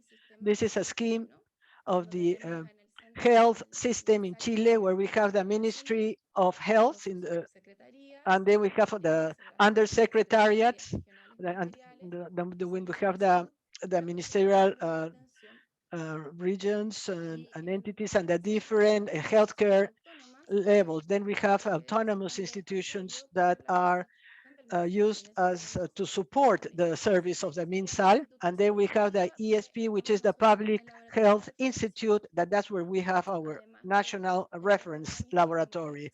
And also organizations, another organization like Senabas, which is the center, the central national supply, where we have all the inputs and all the medicines. And on the left, we have the health superintendency, which are the healthcare providers. FONASA is the public healthcare provider, and ISAPRES is the private healthcare providers. Here, well, it is not very clear, but it's just for you to have an idea of this organizational chart of the Public Health Institute of Chile. The institute has 6 different departments, and each department has its deputy departments and under sections. And then we have the subsection of infectious diseases, where we have where we are working. So you see that the institute is a very, very large institute, and it has many different sections. Now, our department is the Biomedical National Reference Laboratory. As I said, this is, and in red, it's a microbacteria section where we have the supranational and national reference laboratory. We have 10 professionals working in the laboratory, and the examiners that we carry out are the different ELPA, and also on the MGIT tests. The institute is accredited by ENAC. ENAC is a Spanish entity, and our laboratory has been accredited by reverse inverse by probe testing, and from the first and second line. This is the structure of the TB program, where we have the central level, the intermediate level, and the local level. And in the central level, we have our institute that works together with the Ministry of Health. Both entities are part of the central level in the country. Of course, we have the microbacteria section that is part of our national reference laboratory. One of the things that you were requesting and the guidelines are the benefits received from accreditation in terms of management and technical aspects. I have put them together because they are very well interrelated. Of course, the idea of being accredited and having an integrated quality management system. Oh, sorry. With their quality policy and with their objectives, this puts more order in the process. So at the management level, it helps us to order ourselves and also to see these technical aspects. Por favor, Lady Mejía, ¿podría encender el micrófono? Please turn on the microphone. There is too much noise. Gracias. Thank you. Carla. Here there are 3 important aspects, which is traceability, reliability, and opportunity. Traceability, well, this is controlled by a documentary system. And this will allow us to ensure the identity of a patient and the identity of the equipment, materials, and reagents. From the moment that the sample is received, in the case of a culture, for example, we can ensure that the culture that is entering in our laboratory has a name, it's the sample that will be worked on, and the result will be given according to that sample. So we are identifying the identity of the patient through the traceability, as well as the equipment, material, and reagents that were used for that specific sample, because we need to note down the equipment, the date of expiration of the reagent, the batches. Everything should be properly documented and very well traced, not only the number of the sample. This is closely related with reliability And this is because we're going to be using methodologies that are well known, that can be recognized internationally. And in some cases, we are using methodologies that we have made a validation or validated methodologies. Therefore, these methodologies will have also control materials. It's not only internal control, but also they include controls that are used by our institute with comparison laboratories. So therefore, we have these external control materials. And we do this extension analysis that whenever there is a non-conformity and there are some improvement records that are issued. So therefore, we work on that improvement record. But also we make an analysis of extension. What do we mean by that? That it means that we are not only reviewing this aspect in our session, but also we look. There's a person in charge of the quality coordinator at the department level. So that person will be checking what happened, for example, in our case, could happen in other areas. So in that way, we work in a more extensive manner and we prevent this from happening again. And then opportunity. Opportunity is associated to the times of response. And it will be defined by each area according to the type of work they are conducting or according to the type of analysis involved, because some techniques can be done in 1 day or in 24 hours because it might take more time. No, there are other analyses that will require much more time. So this has been of great benefit to us from the accreditation process. Before we were accredited, since we have this management system already implemented, this quality management system was already implemented by us. So we were all the time giving these internal audits where other areas come to audit us according to the requirements of the standard 15189. And all that work that was carried out enabled us to be accredited. And this was carried out by a foreign entity, because the national entity, since we are the reference laboratory, the same people that work, and I don't recall the name of the accreditation entity. Well, there was a time in which we're having some sort of conflict of interest because the accreditation agency in Chile had some interest, conflict of interest with us in the laboratory. So therefore, that's why we decided to use a foreign accreditation agency. The main problems related to the accreditation process has to do with the metrological traceability, for example, which is the measurements, verifications, and the thermal profiles.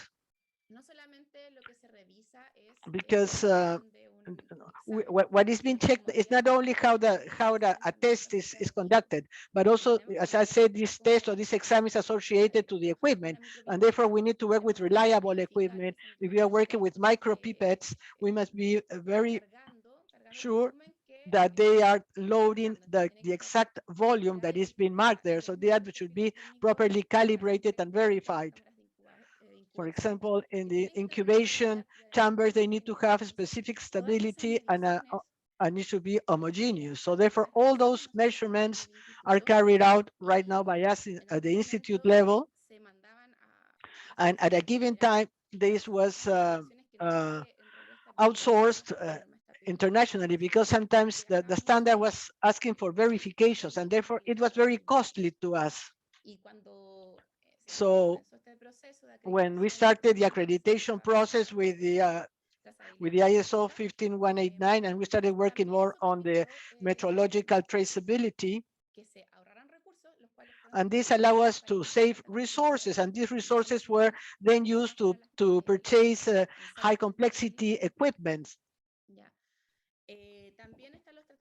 Also, we have the treatment for the reports and improvement records or improvement certificates.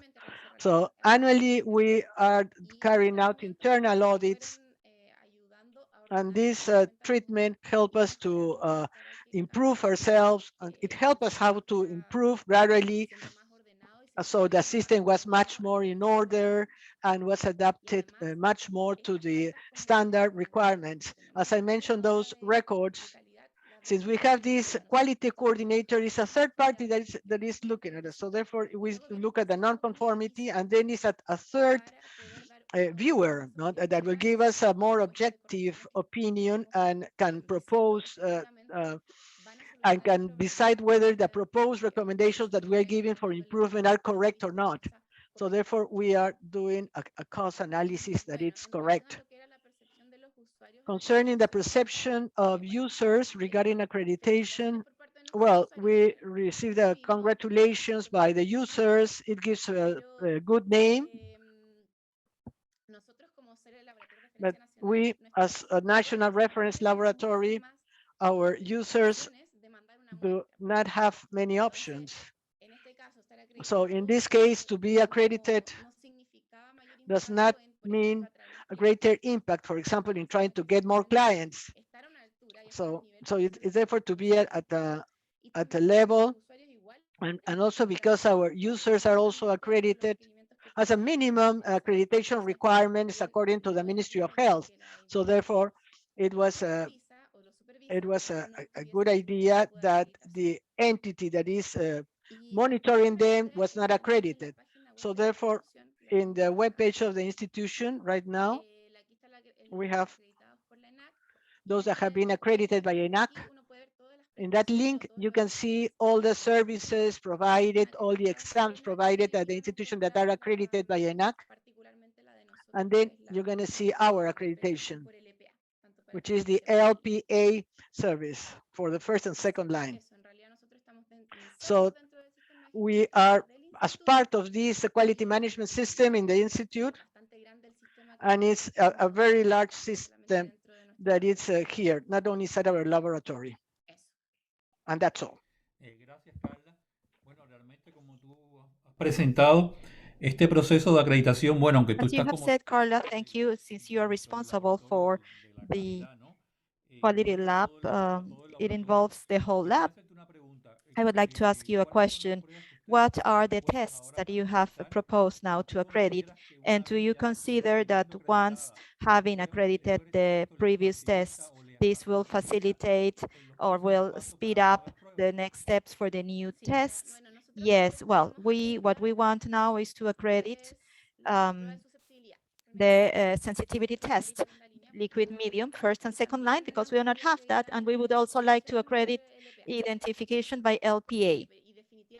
And definitely the management system at this point, the document system, for example, the traceability, the maintenance of the equipment, all of that is already there. So it is to present the documentation because as all this work has already been done previously, these tests are also subject to this system, audit system, and they are incorporated there. Therefore, the documentation, we have it. We have it. Okay, thank you. I'll give the floor to Roberto and Maribel in case they want to ask any question to be able to clarify or to understand for the rest of the countries. Thank you. First, to request, ask Fabiola, congratulations. And just a comment, very interesting. You outlined this very well. Why an institution and reference institution or whatever could have the need to accredit? If we see this objectively, no, because it's the law. But if we see it from the standpoint of the contemporary part, it's a decision that it's inserted into an ethical type of obligation. And she said it very well. If we want to regulate, we want to regulate the top level. I think that that's one of the main reasons that has to be expanded. We do not have obligation. I mean, the labs do not have an obligation. They have, well, they have an administrative obligation, which is an ethical obligation. No, they need to be the best, just that. And thank you, Fabiola. Your presentation was great. Carla, it was Carla, not Fabiola, the one who did the presentation. Okay, Maribel then. Congratulations for the presentation, and very interesting to see how they have done such a significant accreditation work. This speaks very well of the quality in health, and if they say, well, we can expect that everything will be improved. And with regards to what you said with the accreditation entities, and that sometimes there might be conflicts of interest, and not only conflicts of interest, but sometimes it's very difficult for the countries and entities or the accrediting bodies to find evaluators with the technical competence required to, and because the regulatory entities are the ones that have a greater, more experience, more training for do this. But to find someone that comes to evaluate them, like a peer, it's a great challenge for all the countries, finding the right evaluators. And that's a critical point in the accreditation processes, I think, right? That because sometimes they do not find like someone that really knows how to evaluate them in the right manner, right? Correctly and with the right skills. We have a question from Gabriela Bendaño. So when we requested maintenance equipment, the companies that were contracted had to submit official documentation to do so. Do you need that? That's a question. And the other question is if the validity of the accreditation. This is a question that will be answered later on, but we can answer it now. If the validity of the accreditation is annual, biannual. With regards to the equipment, yes, we requested that the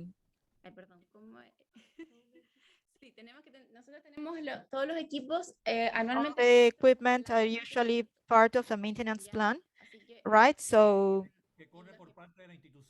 which is by the institution. It's a scheduling. Yes, it's a scheduling of the institution, and they do it.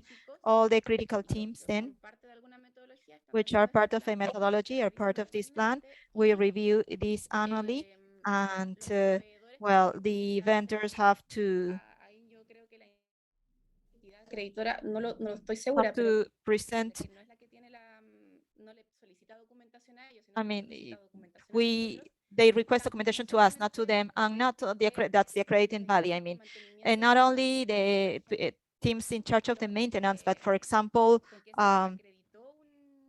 that you accredited a calibration certificates, a thermometer, if we use a balance, all of that has to come with a calibration certificate that is requested to us. And with regards to the question if the accreditation is annual or biannual. We are accredited for 4 years now, and what we need is that they review, there's a follow-up. That follow-up is annual, but the accreditation again is for 4 years.